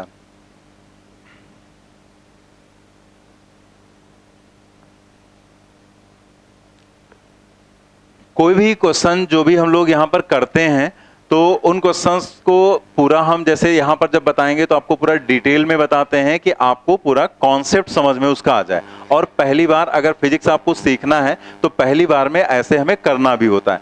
लेकिन हम जैसे आपसे क्यों कहते हैं कि घर पे जाओ तो इन्हीं क्वेश्चंस को फिर से करो जाकर। जैसे ये काम बहुत लोग इग्नोर कर देते हैं, स्टेप कर ही लिया, आप करना है, लेकिन आपको इन्हीं क्वेश्चंस को घर पे जाके करना है। आपको एक और तरह से एग्जाम के लिए प्रिपेयर होना है साथ में। वो प्रिपरेशन क्या होती है? वो प्रिपरेशन होती है कि हम कम से कम चीजों को लिखें, ज्यादा से ज्यादा चीजें अपने माइंड में हम कैलकुलेट करें और कम से कम चीजों को लिखें। तो वो तब होता है जब आप बार बार उन्हीं चीजों को करते हैं तो आपके माइंड में वो चीजें सेट होने लगती हैं। फिर वो चीजें अपने आप दिमाग में आता है कि यार इतना सब लिखने की जरूरत ही क्या थी, हम तो बहुत शॉर्ट में लिखकर इसका आंसर बता सकते थे। जैसे आप यहां देखो कि आपने कॉन्सेप्ट पूरा समझ लिया। कॉन्सेप्ट क्या था वो आपको बता दिया गया पूरा। ये एंगल ये डायमेंशन लेस होता है, तो हमने ये भी समझ लिया कि डायमेंशन लेस को हम m0 l0 t0 लिख सकते हैं। इस m0 l0 t0 को हम 1 भी लिख सकते हैं एंड देन हम ऐसे यहां पर कर लेंगे। ठीक है, ऐसे वहां पर भी किया गया, फिर हमने डिवाइड कर दिया। लेकिन अब आप देखो कि इस क्वेश्चन को जब आप दोबारा करेंगे, घर पे 3 बार करेंगे, तो आपके दिमाग में आएगा कि यार यहां से हमें इन सब का कैलकुलेशन करने की जरूरत तो थी नहीं, तो ए और बी तो दोनों सेम डायमेंशन के होंगे। तो एक ही लाइन में समझ में आ गया कि ए और बी क्या हो जाएगा? Dimension less. मतलब बिना कैलकुलेशन के आपने लिख लिया m0 l0 t0। ऐसे ही बात आती है सी अपॉन डी की। तो आप सोचो इस चीज को आपको डायमेंशन लेस करना है, मतलब इसका कोई डायमेंशन नहीं होना चाहिए पूरे का। तो ये तो टाइम है, तो टाइम की डायमेंशन क्या होगी? टी। अब अगर आपको ये डायमेंशन लेस करना है तो फिर सी की डायमेंशन आपको t-1 ही तो लेनी होगी। अगर आप इसको t-1 ले लो, इसका इनवर्स, तो ये -1 है +1 दोनों कैंसिल हो जाएंगे और ये क्या बन जाएगा? क्या बन जाएगा? Dimension less. समझ रहे हैं ना कि अगर t की डायमेंशन देखा जाए तो पता है t है, तो c की डायमेंशन फिर t-1 ही तो लेंगे, उसका इनवर्स, तो दोनों मिलकर बन जाएंगे डायमेंशन लेस। ऐसे आप देखो यहां x की डायमेंशन क्या होगी? बोलो तो l होगी ना, डिस्टेंस है, तो x यहां पर हो गया l। तो d क्या होना चाहिए कि ये पूरा डायमेंशन लेस हो जाए? l-1 होना चाहिए d। ये -1 है +1 कैंसिल होकर 0 हो गया, डायमेंशन लेस हो गया। क्या कुछ लिखना पड़ा आपको?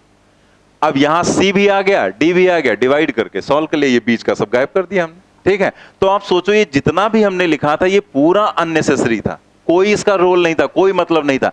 लेकिन अगर हम डायरेक्ट ऐसे लिख दें तो थोड़ा समझने में प्रॉब्लम होगी स्टार्टिंग में, तो इसीलिए हमने पूरा डिटेल पहले समझा दिया और उसके बाद हमने शॉर्टकट समझा दिया। तो जब घर पे आप क्वेश्चन करो तो ऐसे ही करने की कोशिश करो कि हम कम से कम चीजों को लिखें। एग्जाम में ये हैबिट आपके काम आएगी। ठीक है, जो भी फॉर्मूला है उसको याद कर लो, लेकिन फार्मूले को क्वेश्चन करते समय लिखो ज्यादा नहीं।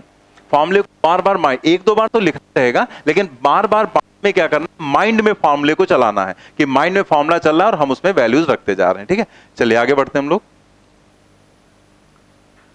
A physical quantity x depends on quantities y and z as follows: x is equal to ay plus b tan cz। पहले तो हम इसे लिख लेते हैं कि x आपको क्या दिया गया है? a y plus b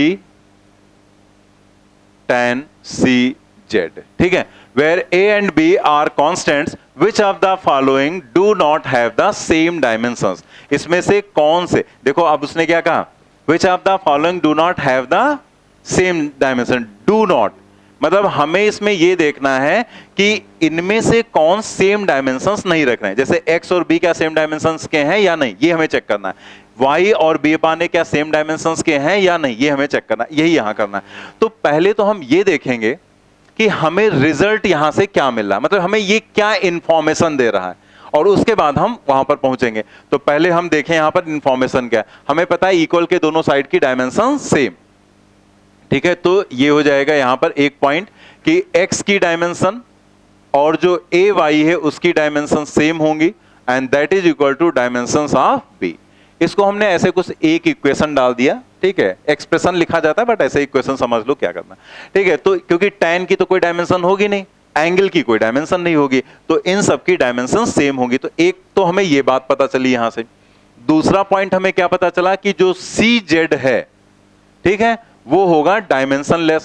क्योंकि एंगल है M0, L0 एंड T0, जहां ये लिखा गया मतलब समझ जाओ dimensionless, then it is equal to 1, उसको हम 1 लिख सकते हैं। तो अगर Z इधर जाएगा तो वो इनवर्स हो जाएगा 1/Z, तो C जो यहां पर है वो हो जाएगा दिस इज इक्वल टू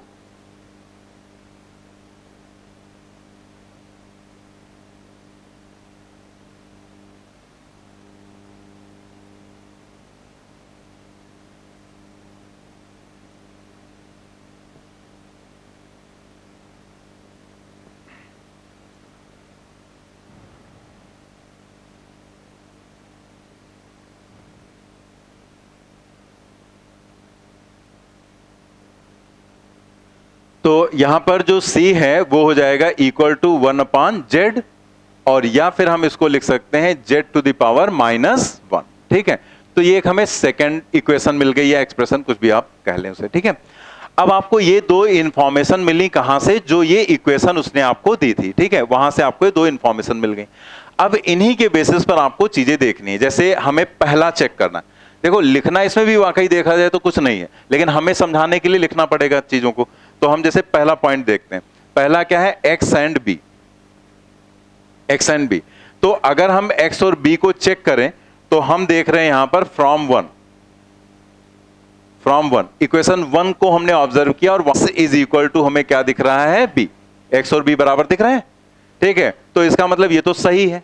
और हमें क्या देखना है, डू नॉट है, मतलब जिसकी सेम डायमेंशन नहीं है, तो ये तो सेम डायमेंशंस के हो गए। ठीक है, इसके बाद हम दूसरा देखें, यहां पर दूसरे पॉइंट में हमें क्या दिया गया है, C एंड Z-1। तो अगेन अगर आप देखो यहां पर, तो फ्रॉम 2, इक्वेशन 2 से अगर आप देखो तो C की वैल्यू क्या लिखी गई है, Z-1, यानी कि ये भी सही है। ठीक है, दोनों सेम डायमेंशंस के हो गए। फिर आप यहां पर देखो तीसरे नंबर पर हमें क्या चेक करना है, Y and B by A, इसको हमें चेक करना है। ठीक है, तो आप देखो Y और B/A कहां मिलेगा, पहली इक्वेशन में मिल रहा है, Y है, A है और B है, तो आप ये दोनों बराबर ही है, तो इसको उठा के लिख लेते हैं हम। तो यहां पर हमने क्या लिखा, from 1 AY is equal to B, ये हमने लिया। और यहां से हमें क्या चाहिए, B/A, तो हम A को इधर ट्रांसफर कर लें, तो ये इंप्लाई कर रहा है Y is equal to B divided by A। Again दोनों इक्वल ही हैं। ठीक है, मतलब ये भी सही है कि जो डायमेंशन Y की है वही डायमेंशन B/A की आएगी, ये भी हमें पता चल गया। ठीक है, अब इसके बाद बचा यहां पर 4 नंबर का। वैसे देखा जाए अगर तो एग्जाम में होते तो 3 अगर बराबर है तो चौथा ही सही हो जाता ना।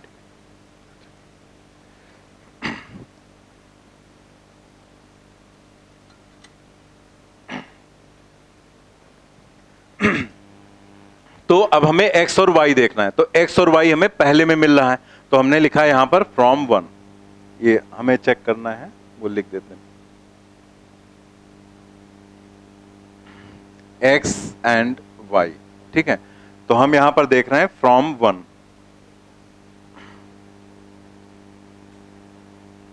फ्रॉम 1 पहले वाले से अगर आप देखो तो x इज इक्वल टू क्या है, ay, x is equal to ay। ठीक है, it implies that dimension of x is not equal to dimension of y। ठीक है, मतलब यहां पर क्या हुआ कि यही फोर्थ वाला यहां पर हो जाएगा, क्योंकि इन दोनों की डायमेंशन सेम नहीं है। ठीक है, जल्दी से नोट कर लें, फिर मैं एक बार और एक्सप्लेन कर दूंगा अभी आप। तो हमें जस्ट यहां पर करना क्या था, बस ये एक्सप्रेशन जो दिया गया था वहां से हमें रिजल्ट्स देखने थे, कैसे हम लोग रिजल्ट्स निकालते हैं, तो क्या हमें इंफॉर्मेशन मिली। तो कोई जरूरी नहीं होता है कि हर चीज लिखी जाए, यहां हमें समझाना है इसलिए हमें लिखना पड़ता है। बाकी आप इंफॉर्मेशन यहीं से समझ गए कि x, a, y और b तीनों सेम डायमेंशन के होंगे। तुरंत हमने यहां देखा x और b तो बराबर ही डायमेंशन के, तो ये हो नहीं सकता है। फिर यहां पर हमने देखा C Z, तो अभी जैसे पिछले क्वेश्चन में बताया गया था कि अगर ये C है तो ये Z C इनवर्स हो जाएगा, एक दूसरे के इनवर्स में ही रहेंगे, तो ये भी दोनों सेम डायमेंशन के हो गए, C एंड Z इनवर्स। ऐसे हमने देखा A Y और B बराबर किया, जैसे यहां पर हमने करके तो सब आपको दिखाई दिया है ना, तो A Y B के बराबर, तो Y is equal to B divided by A हो गया। अब बचता क्या था, लास्ट वाला X एंड Y, तो हमने देखा x is not equal to y, मतलब x y के बराबर डायमेंशन वाइज नहीं, बल्कि इस पूरे टर्म की डायमेंशन इस पूरे टर्म की डायमेंशन के बराबर होंगे। दैट मींस x की डायमेंशन a y के बराबर है, जबकि उसने क्या लिखा x एंड y, इसलिए यही वाला रॉन्ग है और उसी को हमें टिक करना था। ये बराबर यहां पर दोनों सेम डायमेंशन के नहीं हो सकते। क्लियर हो गई ना बात? चलिए आगे बढ़ते हैं हम लोग।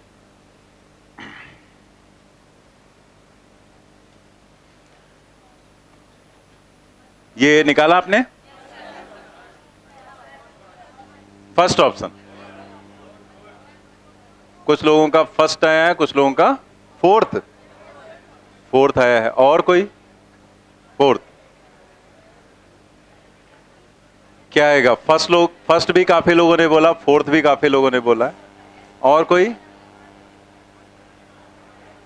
First option fourth. अच्छा देख लेते हैं कितने कितने लोग, फर्स्ट वाले कितने लोग हैं? अच्छा काफी लोग। फोर्थ वाले बराबर बहुमत हैं। चलो अब वो जो बीच वाले हैं वो किसकी तरफ जाना चाहेंगे? बीच वाले फर्स्ट की तरफ या फोर्थ की तरफ? कुछ सेकंड, फोर्थ की तरफ, सेकंड थर्ड, दोनों की तरफ। चलो हम लोग चेक कर लेते हैं। ये जो दो क्वेश्चंस आपको दिए गए यहां पर हैं, इन क्वेश्चंस में आप कॉन्सेप्ट यूज करेंगे। ये एक्चुअल में डेफिनेशन बेस्ड डायमेंशंस पर है क्वेश्चन, मतलब कोई भी ऐसी क्वांटिटी जिसकी डेफिनेशन आपको दी गई है, मतलब कोई उसकी परिभाषा दे दी गई, डेफिनेशन दे दी गई, उस बेसिस पर आपको उसका डायमेंशन देखना है। जैसे आपने यहां देखा द एनर्जी ई, तो आपने द एनर्जी ई देखा और आपने ई की डायमेंशन तुरंत डिसाइड कर लिया कि ई की डायमेंशन है ml² t-2। अगर आपने ये डिसाइड कर लिया तो ये हो गया आपका गलत। तो अगर आपने इसके बेसिस पर आंसर निकाला है तो वो आपका गलत आंसर आएगा, ठीक है, क्योंकि ई एनर्जी नहीं है। आप देखो उसने क्या दिया, द एनर्जी रेडिएटेड पर यूनिट एरिया पर सेकेंड, मतलब ई जो है वो एनर्जी रेडिएटेड पर यूनिट एरिया पर सेकेंड है, ना कि वो एनर्जी है। तो उसकी एक डेफिनेशन दे दी गई यहां पर, तो ये थोड़ा सा यहां पर चेंज था। तो अगर आप देखें तो हम यहां पर ई को क्या लिखेंगे कि ई एनर्जी नहीं है, बल्कि वो है एनर्जी पर यूनिट एरिया पर सेकेंड। पर यूनिट एरिया हमने ऐसे लिख दिया और यहां पर यूनिट सेकेंड का मतलब टाइम लिख दिया। डायमेंशंस निकालनी तो समय सेकेंड में हो, टाइम, जैसे डायमेंशंस की जब हम बात करते हैं तो चाहे टाइम सेकेंड में हो, चाहे आर में हो, चाहे मिनट में हो, क्या हम टाइम की डायमेंशन थोड़े बदल देंगे? डायमेंशन तो टी ही रहेगी। तो यहां पर सेकेंड हो कुछ भी हो, टाइम ही एक तरह से लिखना है। तो इस बेसिस पर अगर आप देखें तो ई जो है वो एनर्जी नहीं है, बल्कि एनर्जी पर यूनिट एरिया पर सेकेंड है, यानी कि पर यूनिट टाइम है। तो इस बेसिस पर अगर डायमेंशन देखें तो ml² t-2 होगी एनर्जी की डायमेंशन, और एरिया की डायमेंशन l², टाइम की डायमेंशन t। तो इस बेसिस पर अगर आप डायमेंशन निकालें तो l² कैंसिल, t जाएगा ऊपर, तो यहां पर क्या हो जाएगा mt⁻⁻3। ये जो फार्मूला होता है ये कई बार यूज करना है हमें, और इस पर क्वेश्चंस भी पूछे जा चुके हैं, लेकिन अभी इसका डिस्कशन नहीं कर रहे हैं यहां पर, ठीक है। ये तो हम लोग आगे पढ़ेंगे ना, हीट में पढ़ेंगे, इलेक्ट्रोमैग्नेटिक वेव्स जब हम लोग पढ़ते हैं तो वहां पर भी पढ़ते हैं। एक टर्म आपने देखा होगा आता है इंटेंसिटी, जिसको हम तीव्रता बोलते हैं।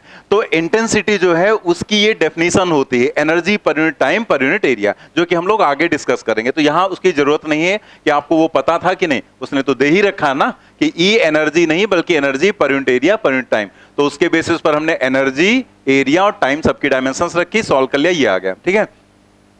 अब यहां पर हमें स्टीफेंस कांस्टेंट जो सिग्मा है उसकी डायमेंशन निकालनी थी। ये हम लोग रेडिएशन में पढ़ते हैं स्टीफेंस लॉ, तो वही यहां पर लिखा गया। तो अब हमने लिखा यहां पर E = सिग्मा T⁴।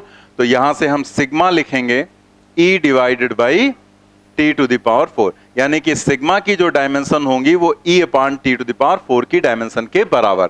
अब E की डायमेंशन क्या है mt-3, और इस T की डायमेंशन K होगी, क्योंकि ये जो T है वो एब्सोल्यूट टेम्परेचर है। ये क्या है? टेम्परेचर। तो टेम्परेचर के लिए हम यूज करते हैं K, तो ये हो गया K⁴। दैट मीन्स यहां पर आएगा t to the power -3 and k to the power -4। तो जितने लोगों ने फोर्थ ऑप्शन बताया था उनका सही था, ठीक है। m t to the power -3 k to the power -4। तो इस क्वेश्चन से हमने सीखा कि अगर किसी भी क्वांटिटी की डेफिनेशन दे दी गई तो उस डेफिनेशन के अकॉर्डिंग हम डायमेंशंस को कैसे निकालते हैं, ठीक है। नोट करेंगे और आगे बढ़ेंगे फिर हम लोग।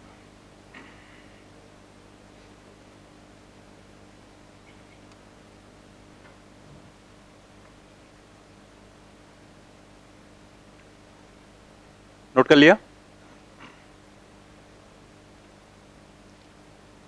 ऐसे ही जो नेक्स्ट क्वेश्चन है उसमें भी यही पॉइंट है, उसमें भी यही डेफिनेशन बेस्ड डायमेंशंस के बेसिस पर वो क्वेश्चन दिया गया है। तो पढ़ते हैं हम लोग, नोट कर लेना सभी ने। अगले क्वेश्चन पर आ जाते हैं, question number 11। The number of particles n crossing a unit area perpendicular to the x axis per unit time is given by n is equal to -d n2 - n1 upon x2 - x1, where n1 and n2 are the number of particles per unit volume and x equal to x1 and x2 respectively. Find dimensions of d called the diffusion constant. हमें diffusion constant पता है, diffusion का मतलब पता है, नहीं पता है, कोई लेना देना नहीं उसका, ठीक है। बाकी वैसे तो तुम लोग केमिस्ट्री में ही पढ़ते हो डिफ्यूजन, मतलब किसी चीज का flow from high concentration to low concentration, तो वहां पर हम लोग टर्म यूज करते हैं डिफ्यूजन। यहां पर मेन क्या है कि हमें तीन तरह की चीजें दी गई, n दिया गया है और n2 दिया गया, n1 n2 दिया गया और x1 x2 दिया गया, और d तो हमें निकालना है डिफ्यूजन। तो सबके लिए हमें दिख रहा है अलग अलग डेफिनेशंस दी गई। जैसे उसने कहा the number of particles n crossing a unit area perpendicular to the x। तो पहले हम n की बात करें तो पहले तो हम ये जो यहां पर लिखा गया है, ठीक है, इसे हम लोग यहां पर लिख लेते हैं, ठीक है। तो थोड़ा सा इसमें मुझे करके दिखाना पड़ेगा, तो नेक्स्ट पेज नेक्स्ट पेज है ही नहीं सादा, चलिए यहीं पे कर लेते हैं। यहां पर देखते हैं, जैसे हमने लिखा n is equal to -d n2 - n1, लिखते रहेंगे इतना, x2 - x1, ठीक है। अब इसमें क्या है कि हमें निकालना है d की डायमेंशन, तो जिसकी डायमेंशन निकालनी होगी उसको हम लेफ्ट में रख लेंगे। तो हम यहां से d अगर लिखें तो एक तरह से d इज इक्वल टू, ये x2 - x1 इधर जाएगा तो ये हो जाएगा n x2 - x1 divided by n2 - n1, ठीक है। अब अगर हमें डायमेंशंस निकालनी है तो एक तरह से हम कह सकते हैं जो d की डायमेंशन होगी वही इस टर्म की डायमेंशन होगी, यानी कि अगर इधर की डायमेंशन पता चल जाए तो उसी को हम कह देंगे डायमेंशंस ऑफ d, ठीक है। तो हम इन सभी चीजों की डायमेंशंस को पहले देखें क्या क्या डायमेंशंस होंगी। तो हम उसे जैसे हम चाहें तो एक साथ लिख सकते हैं, लेकिन हम आपको सभी अलग अलग लिख कर दिखाएंगे, ठीक है। तो इसको हम ऐसे डाल देते हैं इक्वेशन 1। अब हम एक एक करके आपको दिखा रहे हैं। अब जरा रुक जाएंगे, जितना लिख लिया उतना लिख लिया, बाद में भी फिर से लिख लेना, ठीक है। यहां पर हमें सबसे पहले n को समझना है, तो आप जरा देखो यहां पर n के बारे में क्या दिया गया है। n क्या है? Number of particles crossing a unit area perpendicular to the x axis per unit time, मतलब यूनिट एरिया से क्रॉस होने वाले नंबर ऑफ पार्टिकल्स हैं। जैसे आप ऐसे समझो, डायग्राम से समझा दें, जैसे मान ले ये x एक्सिस है, तो ये हमने एक एरिया ले लिया, ठीक है। तो ये एक एरिया है और इस एरिया से क्रॉस होने वाले जो पार्टिकल्स हैं, मतलब यहां से जाने वाले जो पार्टिकल्स हैं जो क्रॉस होकर जा रहे हैं वो n है, ठीक है। तो n क्या हो गया? n हो गया यहां पर नंबर ऑफ पार्टिकल्स, ऊपर तो लिखेंगे number of particles, number of particles divided by, लेकिन वो सिर्फ नंबर ऑफ पार्टिकल नहीं, number of particle crossing a unit area, मतलब एक तरह से यहां पर यूनिट एरिया नहीं लिखा गया है, लेकिन वो है पर यूनिट एरिया ही। क्योंकि अगर हम आपसे कहें यूनिट एरिया से क्रॉस होने वाले पार्टिकल, तो आप कहेंगे n, तो हम क्या कह सकते हैं? n are the number of particles per unit area, मतलब यूनिट एरिया से एसोसिएटेड कितने पार्टिकल? n। तो हम यहां नंबर ऑफ पार्टिकल लिखेंगे और पर यूनिट एरिया मतलब हम लिखेंगे एरिया, और इनटू साथ में लिखा गया है यहां पर unit area perpendicular to the x axis per unit time, तो इसका मतलब यहां पर नीचे टाइम भी आएगा। अब ये सब हमने कहां से लिखा? उसकी डेफिनेशन को पढ़कर लिखा। इस बेसिस पर हम यहां पर अगर n की डायमेंशन निकालेंगे तो इस टर्म की डायमेंशन होगी। और अगर आपको ये चीज नहीं पता होती तो आप क्या करते, सीधे सोचते भाई नंबर की तो कोई डायमेंशन होती नहीं, इसका मतलब n क्या हो गया, डायमेंशनलेस। लेकिन n डायमेंशनलेस नहीं है। n क्या है, number of particles per unit area पर यूनिट टाइम। तो नंबर की तो वाकई कोई डायमेंशन नहीं होती, लेकिन एरिया की तो होती है एल स्क्वायर, टाइम की तो होती है टी। तो यहां से जो डायमेंशन हो जाएगी L minus two T minus one. ठीक है। इसी तरह से अगर आप देखें यहां पर तो जो n1 n2 दिए गए हैं तो वो n1 ये n नहीं है, n1 n2 की डेफिनेशन बदल दी गई। आप देखो n1 और n2 दोनों की डायमेंशन सेम होंगी और किसकी डायमेंशन के बराबर होंगी। देखो n1 n2 दिया गया are the number of particles per unit volume दिया गया है, यानी कि हम यहां क्या लिखेंगे, number of particles per unit volume. तो नंबर की तो कोई डायमेंशन होती नहीं है तो वन हो गया, लेकिन यह नंबर ऑफ पार्टिकल और वॉल्यूम के लिए एल क्यूब, तो ये हो जाएगा L two the power minus three. ठीक है। ऐसे ही अगर हम बात करें x1 x2, तो अब यहां भी कुछ कंफ्यूजन होता है, उस बात पर ध्यान देंगे वरना बाद में कंफ्यूज होंगे। जैसे x1 x2 हम क्या लेंगे, हम डिस्टेंस लें कि टाइम लें कि कुछ और ले लें, क्या लेंगे, क्योंकि लिखा तो कुछ है नहीं, डिस्टेंस लेंगे। क्योंकि जैसे आप देखो डिफ्यूजन, तो डिफ्यूजन का मतलब क्या होता है कि जैसे यहां पर कंसंट्रेशन ज्यादा, तो जैसे जैसे पार्टिकल आगे बढ़ेंगे, आगे बढ़ने का मतलब डिस्टेंस के साथ ही तो जाएंगे आगे, तो एक्स एक्सिस पर आगे जा रहे हैं यानी कि उनकी डिस्टेंस होगी ये। तो जैसे से वो आगे जाएंगे तो वहां पर क्या है, इधर कंसंट्रेशन हाई इधर लो, तो हाई से लो की तरफ फ्लो होगा। यानी कि x1 x2 कुछ और नहीं बल्कि वो डिस्टेंस होगी और इसलिए उसकी डायमेंशन लेंगे आप l। ठीक है। तो यहां से पता चल गया कि जो x1 है और जो x2 है वो दोनों की डायमेंशन सेम होगी और उसकी डायमेंशन क्या होगी, l के बराबर। ठीक है। सारी डायमेंशंस आ गई, अब तो कुछ बचा ही नहीं, रख दो यहां पर। तो जो d है, हम यहां लिख देते हैं, d है उसकी जो डायमेंशंस है वो क्या हो जाएंगी, देखो n की डायमेंशंस क्या निकाली हमने, l minus two T minus one, और x2 माइनस x1 ये तो हमें पहले से पता है कि चाहे x1 लिखो चाहे x2 लिखो चाहे x2 माइनस x1 लिखो, डायमेंशन तो सेम ही रहेगी। सेकंड से सेकंड घटाएंगे तो सेकंड ही मिलता है, तो वैसे यहां पर x2 x1 घटाएंगे तो l ही रहेगा, l हो गया डिवाइडेड बाई, और नीचे क्या है n2 माइनस n1, तो वो तो सेम, जो n1 की डायमेंशन वही n2 की डायमेंशन वही n2 माइनस n1 की डायमेंशन, दैट मीन्स वो डायमेंशन क्या हो जाएगी, l माइनस थ्री। ठीक है। तो अब देखो ये जाएगा ऊपर, तो ये हो जाएगा l to the power 4 plus में, और ये माइनस टू, यानी कि l to the power 2, l2 और t माइनस वन। ठीक है। तो l2 t minus one, that means first option correct हो जाएगा, नोट कर लेंगे।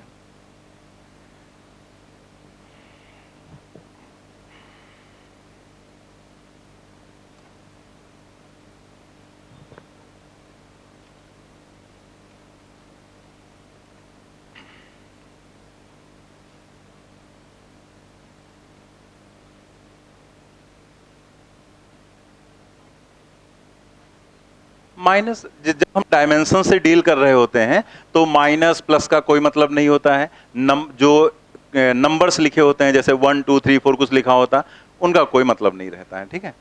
तो डायमेंशंस यहां पर इसीलिए मैंने माइनस छोड़ दिया, क्योंकि डायमेंशन लिख रहे हैं तो माइनस नहीं लिखी।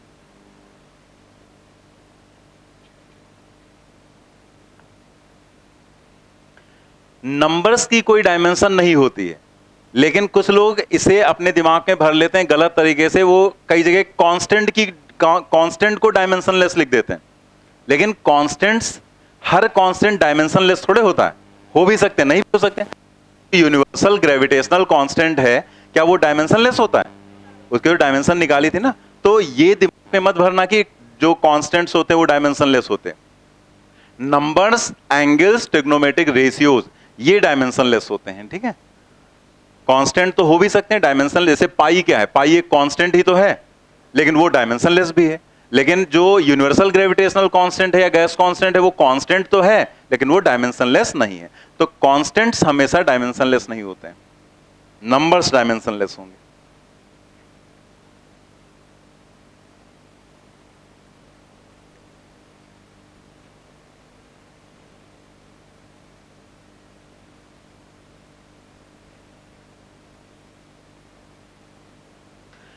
तो इन दोनों क्वेश्चन से हम लोगों ने क्या समझा कि अगर कभी भी कोई भी आपको ऐसा क्वेश्चन दिया गया है जिसमें किसी भी मतलब कोई भी सिंबल दिया गया है, उसकी कोई एक डेफिनेशन आपको दे दी गई है, तो अगर उसकी कोई डेफिनेशन दी गई है तो उस डेफिनेशन को पढ़कर आप किस तरह से डायमेंशंस को निकालेंगे। तो यहां पर हमने क्या किया था, वही काम किया कि डेफिनेशंस पढ़ते गए और उनकी डायमेंशंस निकालते गए। ठीक है, तो सब मैंने लिखकर भी आपको दिखा दिया यहां पर सारी चीजें। इसके बाद हम लोग वापस आ जाते हैं थ्योरी वाले पार्ट पे। तो ये हम लोगों का पहला पार्ट था जो डायमेंशंस में हम क्वेश्चन देख रहे थे, जिसमें हम लोगों ने कुछ बातें देखी थी और साथ में हम लोगों ने checking the correctness of a given physical relation, तो वो भी हमने देखा था। और उन दोनों बातों पर किस तरह से क्वेश्चंस पूछे गए हैं या कैसे पूछे जा सकते हैं, वो सारी चीजें हम लोगों ने देखी। ठीक है, अब हम लोग आ जाते हैं वापस। नोट कर लिया ना सभी ने?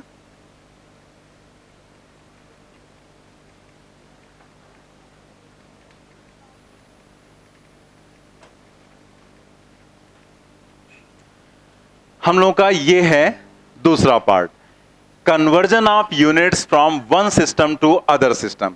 सबसे कॉम्प्लिकेटेड पार्ट अगर देखा जाए तो पूरे डायमेंशन में यही है। ठीक है, और ये होता नहीं है, मतलब ये लगता है आपको। ठीक है, जैसे होना और लगना दोनों अलग अलग चीजें होती ना, तो लगेगा आपको यही, लेकिन होता नहीं है कॉम्प्लिकेटेड ये। लेकिन मैक्सिमम लोगों को इसी में सबसे ज्यादा प्रॉब्लम होती है, उनको ये समझ में नहीं आता है कि पहला सिस्टम क्या होगा, दूसरा सिस्टम क्या होगा, हम कैसे क्वेश्चन में प्रोसीड करें। सबसे ज्यादातर लोगों की यही प्रॉब्लम होती है। तो इस प्रॉब्लम को दूर करने का जो तरीका है वो क्या है, सबसे पहले ये प्रॉब्लम होती क्यों है? होती इसलिए है क्योंकि आप क्वेश्चंस के टाइप को नहीं समझ पाते। आपको ये लगता है कि ये एक पर्टिकुलर चीज हम पढ़ने जा रहे हैं और इसमें एक पर्टिकुलर टाइप के क्वेश्चंस होंगे। नहीं, इसमें 3 तरह के क्वेश्चंस बनते हैं और यही समस्या है कि आप उन तीनों तरह के जो क्वेश्चंस होते हैं उस पर फोकस नहीं करते, या आप जान ही नहीं पाते, या आपको बताया नहीं जाता है। तो आपको अगर ये पता चल जाए कि इस कॉन्सेप्ट में जो हम कॉन्सेप्ट पढ़ेंगे उसमें 3 तरह के क्वेश्चंस बनते हैं, और तीनों तरह के क्वेश्चंस में अगर हम एक ही पर्टिकुलर मेथड को फॉलो करेंगे तो हमारा समय जाता जाएगा। तो इसलिए हम तीनों के लिए अलग अलग तरीके देख लेते हैं। मतलब बेस एक ही रहेगा, बट उसमें हम एक शॉर्टकट डेवलप कर लेते हैं कि अगर ऐसा रहेगा तो हम ऐसा कर लेंगे। तो आपके दिमाग पे ये होना चाहिए कि यहां पर 3 तरह के क्वेश्चंस रहते हैं। अब अगर आपने ये चीज पकड़ ली तो आपकी प्रॉब्लम सॉल्व, फिर आपको कोई दिक्कत ही नहीं होनी। फिर तो आपको लगेगा इससे आसान सेक्शन कोई है ही नहीं। लेकिन अगर आप वो क्वेश्चन नहीं पकड़ पाए तो प्रॉब्लम होगी। तो हम लोग पहले तो कुछ पॉइंट है वो समझ लेते हैं, देन हम लोग क्वेश्चन समझ लेंगे कि कैसे क्वेश्चंस यहां पर रहते हैं। ठीक है, तो यहां पर समझ गए ना कि इसमें कोई प्रॉब्लम नहीं, बहुत आसान टॉपिक होता है। बल्कि ये तो सबसे ज्यादा, मुझे तो लगता है सबसे ज्यादा आसान यही होता है, जो जो आपको सबसे कठिन लगता है, क्योंकि इसमें पहले से फिक्स हैं 3 तरह के क्वेश्चन। ऐसा हुआ तो ऐसे कर देंगे, ऐसा हुआ तो ऐसे कर देंगे, इस तरह का हुआ तो ऐसे कर, बस 3 बातें आपको ध्यान रखनी है। ठीक है, तो हम लोग पहले यहां पर समझ लेते हैं कुछ। कन्वर्जन का मतलब क्या है वो तो हमें पता ही। जैसे अगर हम कहें 1 मीटर कितने के बराबर, कितने सेंटीमीटर के बराबर, 100 सेंटीमीटर, तो ये कन्वर्जन ही तो है। लेकिन ये बेसिक कन्वर्जन होता है तो हम लोग को याद रहता है, इसका हम यूज करते हैं। जैसे अगर हम आपसे कहें 1 किलोग्राम कितने ग्राम के बराबर, तो 1000 ग्राम, तो ये क्या है, कन्वर्जन ही तो है। तो हम एक सिस्टम से, ये क्या है, एसआई सिस्टम या हम कह दें एमकेएस सिस्टम, और ये क्या हो गया, सीजीएस सिस्टम। ये हो गया एमकेएस सिस्टम, ये हो गया सीजीएस। तो हम एक तरह से एमकेएस से सीजीएस में जा रहे हैं। एमकेएस से सीजीएस में से उल्टा भी हो सकता है। अगर हम पूछे 1000 ग्राम में कितने किलोग्राम होंगे तो आप कहेंगे 1 किलोग्राम, तो हम उल्टा भी आ सकते हैं सीजीएस से एमकेएस सिस्टम में। मतलब एक सिस्टम से दूसरे सिस्टम में कन्वर्जन, यही हमारा ये केस है, यही टॉपिक हम पढ़ने जा रहे हैं। ठीक है, तो अब जरा देखो कि जब हम एक सिस्टम से दूसरे सिस्टम में जाते हैं तो क्या होता है। आप देखो न्यूमेरिकल वैल्यू भी बदल जाती है और यूनिट भी बदल जाती है। न्यूमेरिकल वैल्यू भी बदल गई और साथ में यूनिट भी बदल गई। यानी कि जब हम एक सिस्टम में से दूसरे सिस्टम में एंटर करेंगे तो दोनों चीजें चेंज हो जाती हैं, न्यूमेरिकल वैल्यू भी और यूनिट भी, दोनों बातें चेंज होंगी। तो अगर हम देखें तो हमने जैसे पहले आपको बताया था कि अगर हम इसे n1 लिख लें, इसे u1, इसे n2 लिख लें, इसे u2, तो क्या होगा, n1 u1 is equal to n2 u2। ये हम लोग पहले से जान रहे हैं। ठीक है, तो इसी का यूज करना है अभी, इसीलिए मैंने बताया। तो हमने जो यहां पर सीखा वो क्या था कि एक सिस्टम से दूसरे सिस्टम में जाने पर न्यूमेरिकल वैल्यू और यूनिट दोनों चीजें बदल जाती हैं। तो देखो यहां पर क्या लिखा, सबसे पहले कि जिस क्वांटिटी को बदलना है, जैसे मान लिया आपको दिया गया कि फोर्स इस सिस्टम में इतना है तो इस दूसरे सिस्टम में कितना होगा। तो जो भी क्वांटिटी, चाहे वो फोर्स हो, एक्सलेशन हो, वेलोसिटी हो, कुछ भी है, तो सबसे पहला काम क्या करना है, उसकी डायमेंशन लिखनी है। तो हमने जनरल फॉर्म में लिख लिया, let dimension of a physical quantity m to the power a, l to the power b and t to the power c। अब अभी हमने क्या दिखाया था आपको कि जब हम एक सिस्टम से दूसरे सिस्टम में जाएंगे तो दोनों बातें बदलेंगी, यूनिट भी और डायमेंशन भी। तो जो ये सिंबल्स हैं इनको हम बदल देंगे, जिससे कि ये पता चल गया कि भाई हम दूसरी किसी सिस्टम में एक सिंबल यूज करेंगे। जैसे हमने पहला सिस्टम लिया तो उसमें हम इसे यूज करेंगे m1, l1 और t1, और उसमें जो न्यूमेरिकल वैल्यू है वो n1। लेकिन जब हम दूसरे सिस्टम में जाएंगे तो ये सारी चीजें बदल जाएंगी। अभी आपको समझाया नीचे हमने। तो दूसरे सिस्टम में हमने सिंबल्स क्या ले लिए, m2, l2, t2, और न्यूमेरिकल वैल्यू क्या ले ली, n2 ले ली हमने। ठीक है, अब आप देखो कि क्या होता है, n2 u2 is equal to n1 u1, ये तो होता ही है। तो हम यहां पर n2 तो ऐसे लिखेंगे, अब u2 यूनिट लिखना है तो हम डायमेंशंस को देखकर ही तो यूनिट लिख लेते हैं। तो अगर हम पहले सिस्टम में यूज कर रहे हैं m1, l1, t1, तो हम यहां यूनिट लिखते नहीं है, बट वो सिंबल्स के फॉर्म में ही लिखा जाए, क्योंकि हम पहले से फिक्स थोड़े कर देंगे। तो हम क्या करेंगे, इसकी जगह पर सेकंड सिस्टम है तो क्या लिखेंगे, m2, l2 एंड t2। तो हम जहां u2 है उसकी जगह लिखेंगे m2, l2 एंड t2, और पावर वही रहेंगी a, b and c, power थोड़े बदल जाएंगे। जैसे आप देखो कि अगर हम लिखें मीटर पर सेकेंड स्क्वायर, ठीक है, एसआई सिस्टम में, और अगर हम सीजीएस में जाएंगे तो लिखेंगे सेंटीमीटर पर सेकेंड स्क्वायर। तो देखो यहां पावर 1, यहां पावर 1, यहां पावर 2, यहां पावर 2, सेम ही रहेगा ना। सिंबल्स भले बदलेंगे लेकिन पावर्स नहीं चेंज होंगी, वो तो वही रहनी है। ठीक है, ऐसे यहां पर देखें, इधर लिखेंगे हम n1, और u1 जो है उसको हम लिखेंगे इसी तरह से m1 to the power a, l1 to the power b और t1 to the power c। ठीक है, अब यहां से हमें एक्चुअल में क्या निकालना होता है, जब हम एक सिस्टम से दूसरे सिस्टम में जाते हैं तो हमें एक्चुअल में n2 की वैल्यू ही निकालनी होती है, जो न्यूमेरिकल वैल्यू। वैसे कुछ और भी चीजें पूछी जाएंगी लेकिन नॉर्मली तो हम लोग यहां पर लिखेंगे n2 is equal to n1।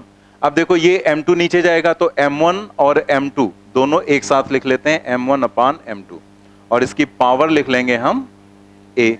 दोनों पे कॉमन पावर है, इस पे भी a, इस पे तो कॉमनली लिख दिया।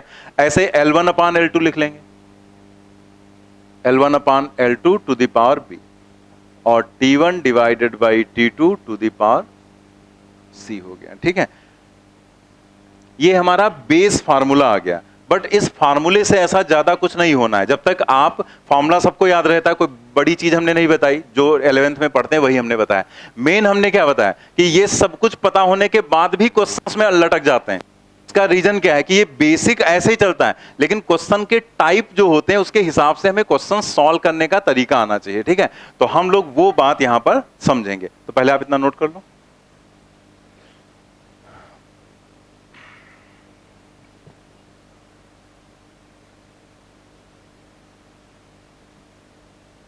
नोट कर लिया? ठीक है, तो अब देखो इसमें एक टाइप का जो क्वेश्चन बनता है वो एकदम सीधा सीधा बनता है। सबसे आसान इसका क्वेश्चन वही होता है कि सीधा क्वेश्चन दिया कि एमकेएस में इतना है, सीजीएस में क्या होगा, सीजीएस में इतना है, एमकेएस में क्या होगा। तो आप यहां से यूज कर सकते हैं, जैसे उसने एमकेएस टू सीजीएस कहा तो पहला सिस्टम, जैसे जिस सिस्टम में हम हैं और जिसमें जाना है, तो जिसमें है वो पहला और जिसमें जाएंगे वो दूसरा। तो आप एमकेएस टू सीजीएस में जाना है तो m1, l1, t1 की वैल्यू रख दो, एमकेएस वाली और नीचे वाली रख दो, सीजीएस सॉल्व कर लो। तो ये जो यहां पर हम बताने जा रहे हैं इसका हम एक जनरल फार्मूला भी बना सकते हैं। मतलब ये कोई कंपलसरी नहीं है कि जो हम शॉर्टकट आपको बताने वाले हैं वो शॉर्टकट आप यूज ही करो। आप उस शॉर्टकट को मत यूज करो, आप यहीं से क्वेश्चन कर सकते हैं। बट अगर वो याद रहेगा तो एक टाइप का क्वेश्चन बहुत इजीली कर लेंगे, एमकेएस टू सीजीएस या सीजीएस टू एमकेएस। देखो डायमेंशंस की कुछ प्रॉब्लम्स भी होती हैं, कुछ लिमिटेशंस भी होती हैं, इसलिए जो क्वेश्चंस बनेंगे आपके वो सिर्फ एम के एस पर ही बनेंगे, यानी कि एम एल और टी पर ही बनेंगे। जो नॉर्मल जो क्वेश्चंस होते हैं, जैसे डायमेंशन पूछने को किसी की भी पूछ सकता है, उसमें तो और टर्म आएंगे, लेकिन जो इसको लेकर क्वेश्चंस बनाए जाते हैं वो सिर्फ 3 के ही बनते हैं, एम एल और टी के। ठीक है, तो हम लोग यहां पर देखते हैं आगे कि हम डायरेक्ट कैसे निकाल सकते हैं। अगर हमसे कहा गया एमकेएस टू सीजीएस में कन्वर्ट करिए, तो उसको हम नोट में आपको लिखवा दे रहे हैं, आप चाहें तो इसको डायरेक्ट याद भी रख सकते हैं। ठीक है, नोट में हम लोग लिखेंगे यहां पर एमकेएस टू सीजीएस।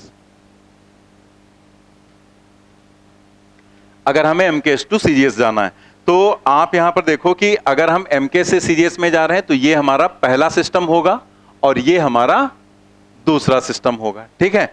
तो हम ये जो अभी इधर फॉर्मूला लिखा गया उसी को लिखेंगे, N2 is equal to N1, फिर क्या लिखा था हमने, M1 upon M2 to the power A, L1 upon L2 to the power B और T1 divided by T2 to the power C, ठीक है। हमें यहां पर वैल्यूज रखनी है। तो N1, अब देखो पहला सिस्टम हमारा क्या है, MKS, तो MKS में मास को किस में रखते हैं, किलोग्राम में, मास किलोग्राम में होता है ना, तो मास ऊपर रखा हमने किलोग्राम और नीचे M2 क्या है, सेकंड सिस्टम, तो CGS में मास ग्राम में, तो नीचे हम रखेंगे ग्राम, पावर हो गई A। ऐसे ही लेंथ की बात करें तो MKS में हो जाएगा मीटर और CGS में हो जाएगा सेंटीमीटर, पावर B। और टाइम की अगर बात करें तो MKS CGS दोनों में ही सेकंड ही रहता है, तो यहां पर भी सेकंड और यहां पर भी सेकंड, और पावर हो गई यहां पर C, ठीक है। तो अब आप यहां पर अगले स्टेप में क्या करेंगे कि N1, अब ये बेसिक कन्वर्जन हमें पता रहता है, वो याद करा दिया जाता है कि 1 किलोग्राम 1000 ग्राम के बराबर होता है, तो हम उसको लिख सकते हैं 10 टू द पावर 3 ग्राम, ठीक है, और नीचे हो गया ग्राम, पावर हो गई A। और ऐसे ही 1 metre 10 to the power 2 centimetre होता है और नीचे हो गया सेंटीमीटर और पावर हो गई B। और ये तो दोनों कैंसिल ही हो जाएंगे क्योंकि MKS CGS दोनों में ही सेकंड रहेगा। अब आप देखो यहां पर ये जो ग्राम है ये ग्राम कैंसिल हो जाएगा और सेंटीमीटर सेंटीमीटर कैंसिल हो जाएगा, तो यहां क्या बच रहा है, यहां पर अगर आप देखें तो क्या बच रहा है, N1 10 to the power 3A। अभी हमने थोड़ी देर पहले बताया था कि अगर ऐसे पावर होंगी तो मल्टीप्लाई होगा, ऐसे यहां पर क्या लिखा हुआ है 10 टू द पावर 2B, और ये दोनों ऐड होंगे, अभी पीछे हमने कैलकुलेशन बताया था ना, ये तो मल्टीप्लाई हो गया। अब ऐसे अगर आता है तो हम 10 to the power 3A plus N1 10 to the power 3A plus 2B, ठीक है, ये हम लोग लिखेंगे यहां पर ऐसे। तो यही हमारा यहां पर फॉर्मूला बन गया। तो आप चाहें तो कोई भी क्वेश्चन डायरेक्टली आप MKS टू CGS करना चाहते हैं तो आप चाहें तो पूरे प्रोसीजर से करो जैसे हमने किया, और या अगर सिंपल MKS टू CGS है तो आप डायरेक्ट क्या करो, डायमेंशंस लिखेंगे और जो M की पावर होगी वो A और जो L की पावर होगी B, T की पावर का यूज करना ही नहीं है। A और B की वैल्यू रखेंगे और सॉल्व कर लेंगे तुरंत, आपको ये सब झंझट नहीं करना पड़ेगा। और अगर आप वो याद नहीं रखेंगे तो आपको ऐसे ही यहां पर लिखना पड़ेगा, ठीक है। तो ये आप पर डिपेंड करता है, आप जैसे चाहें वैसे कर सकते हैं। क्वेश्चंस में हम कराएंगे एप्लीकेशन इसका, तो आपको समझ में भी आ जाएगा कि इससे आसान रहेगा आपके लिए। नोट कर लेंगे इतना।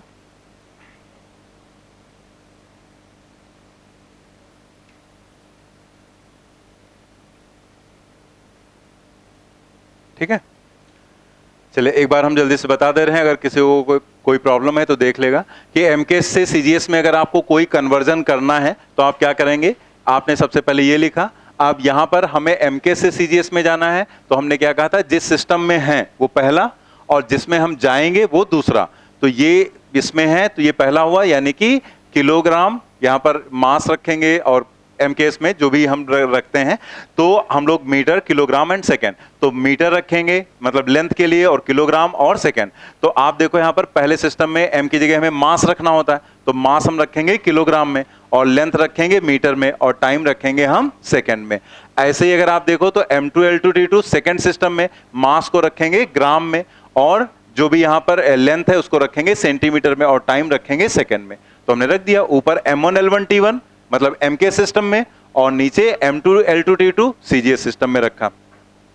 अब यहां पर 1 किलोग्राम 10 टू द पावर 3 ग्राम होता है, तो 10 टू द पावर 3 ग्राम लिखा, metre 10 to the power 2 centimetre, और ये तो दोनों कैंसिल ही हो जाएंगे, ये ग्राम कैंसिल सेंटीमीटर, तो ये 10 टू द पावर 3A और ये 10 टू द पावर 2B, ये हो गया, दोनों पावर्स को ऐड कर दिया, ये आ गया, ठीक है। ऐसे ही आप सोचो यहां पर कि अगर इसका उल्टा होता कि CGS सिस्टम से जाना होता आपको किसमें, MKS में, तो अब हमें पूरा ये कैलकुलेशन करने की जरूरत नहीं, इसी को पलट देंगे हम, ये ऊपर चला जाएगा और ये नीचे आ जाएगा, यानी कि जो पावर प्लस में है वो किस में हो जाएगी, माइनस में। तो हम डायरेक्ट उसको लिख लेंगे कि इस केस में ये हमारा पहला सिस्टम होगा और ये दूसरा सिस्टम, CGS सेम केस में, तो यहां पर क्या हो जाएगा, N2 is equal to N1 10 to the power -3a plus 2b हो जाएगा। मतलब सब कुछ वही आएगा, बस आप यहां पर प्लस की जगह पावर पाएंगे माइनस, क्योंकि उसमें होगा क्या, ये किलोग्राम नीचे आएगा, मीटर नीचे आएगा, तो ये पावर 10 टू द पावर 3 नीचे होगी और ये 10 टू द पावर 2 नीचे होगा, ऊपर जाएगा तो वो हो जाएगा माइनस में, इसीलिए यहां पर -3a प्लस 2b आ जाएगा।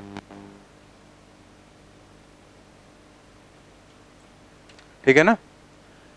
तो हम लोग आज इतना ही रखेंगे यहां तक, और नेक्स्ट टर्न पे हम लोग इसके क्वेश्चंस करेंगे और पूरा चैप्टर कोशिश करेंगे कि हम लोग नेक्स्ट टर्न पे नॉर्मली फिनिश भी हो जाना चाहिए, तो वो हम लोग फिनिश करेंगे। और फिर जो ट्यूसडे आएगा तो उस दिन से हम लोग सेकंड बुकलेट स्टार्ट करेंगे, जो मोशन इन वन डायमेंशन से स्टार्ट करेंगे, वहां से फिर चीजें बदल जाएंगी, सब कुछ अलग होगा। ठीक है।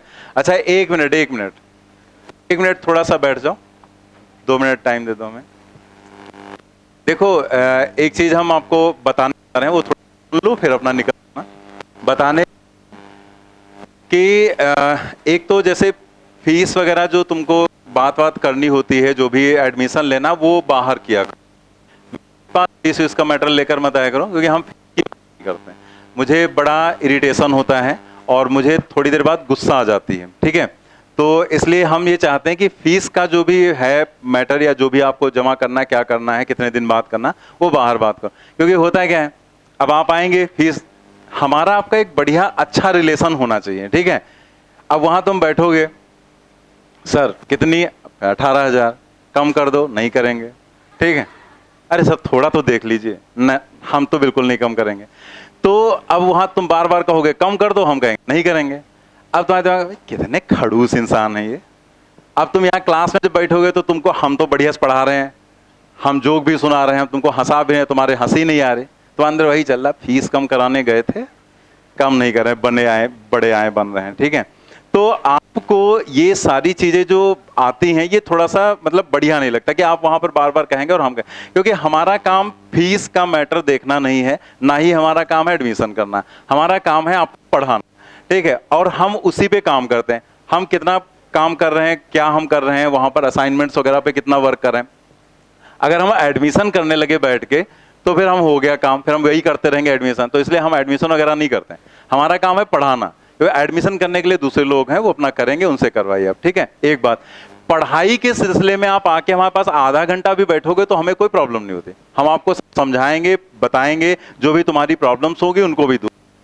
फीस के लिए हम 5 मिनट भी झेल नहीं पाते हैं, हम तुमको पहले बता देते हैं, तो इसलिए बेटर ये रहेगा कि हमसे दूर रहो।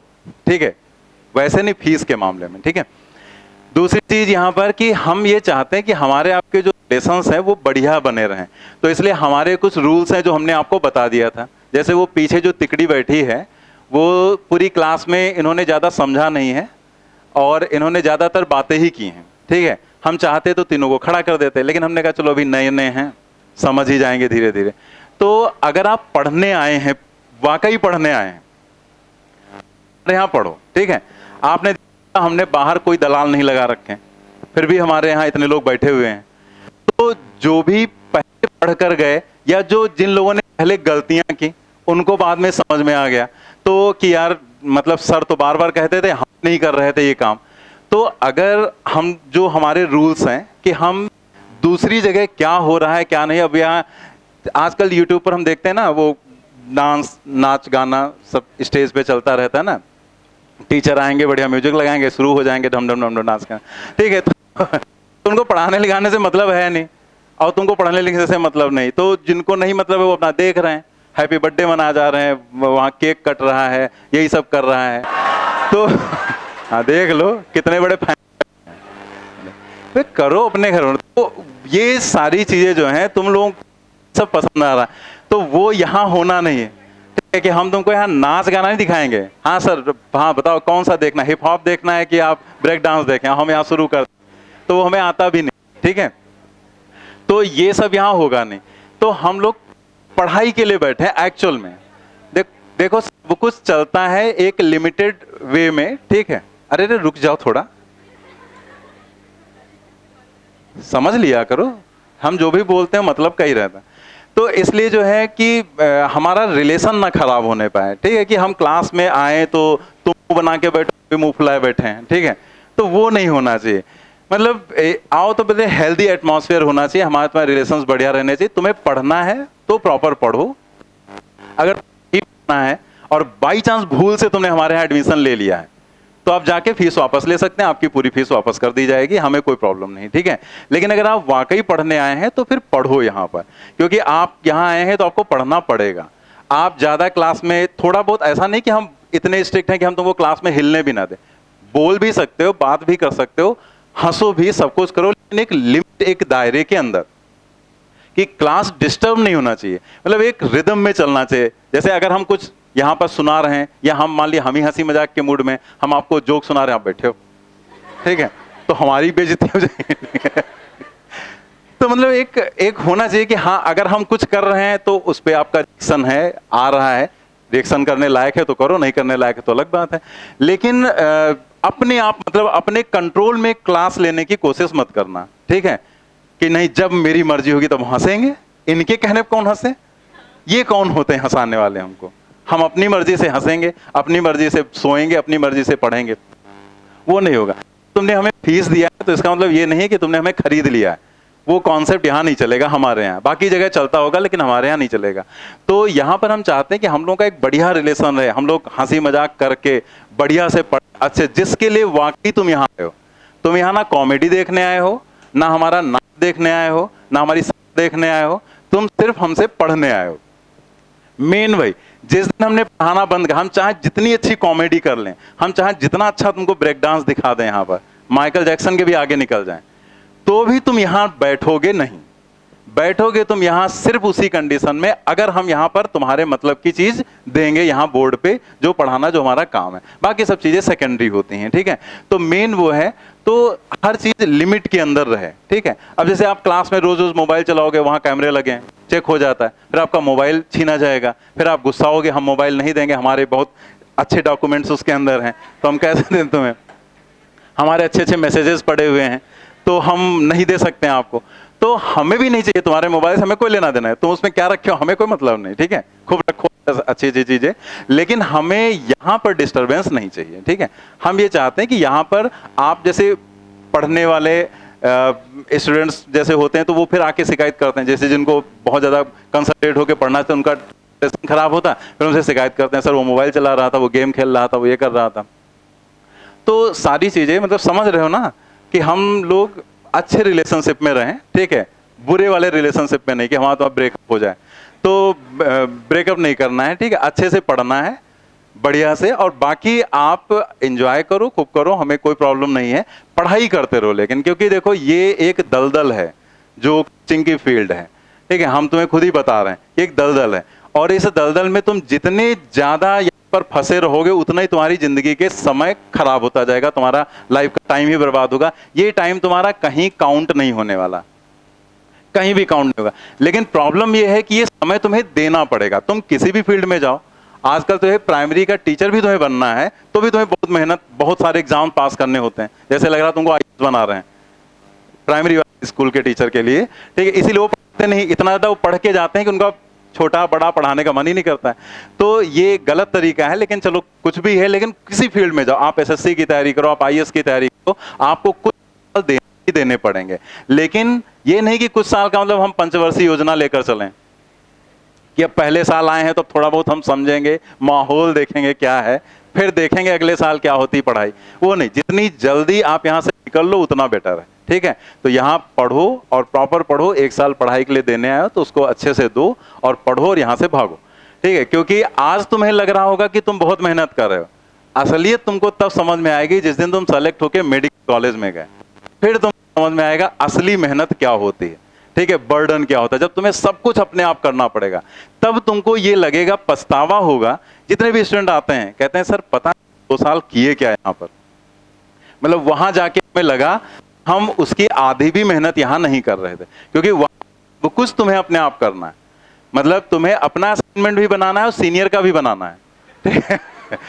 और तुम्हें जैसे आप पका पका के दे रहे हैं, वहां पे स्लाइड के थ्रू ही आजकल, चाहे तुम केजीएमसी चले जाओ, चाहे किसी भी कॉलेज में चले जाओ, मेरे हर कॉलेज में स्टूडेंट हैं तो सब कहीं की खबर रहती। आप किसी भी कॉलेज में जाओ, स्लाइड के थ्रू पढ़ाते हैं, बस आएंगे फटाफट फटाफट स्लाइड खिसकाते चले, ये हो गया ये हो गया ये हो गया, बस खत्म। एक एक दिन में 2-2 चैप्टर को खत्म कर डालें।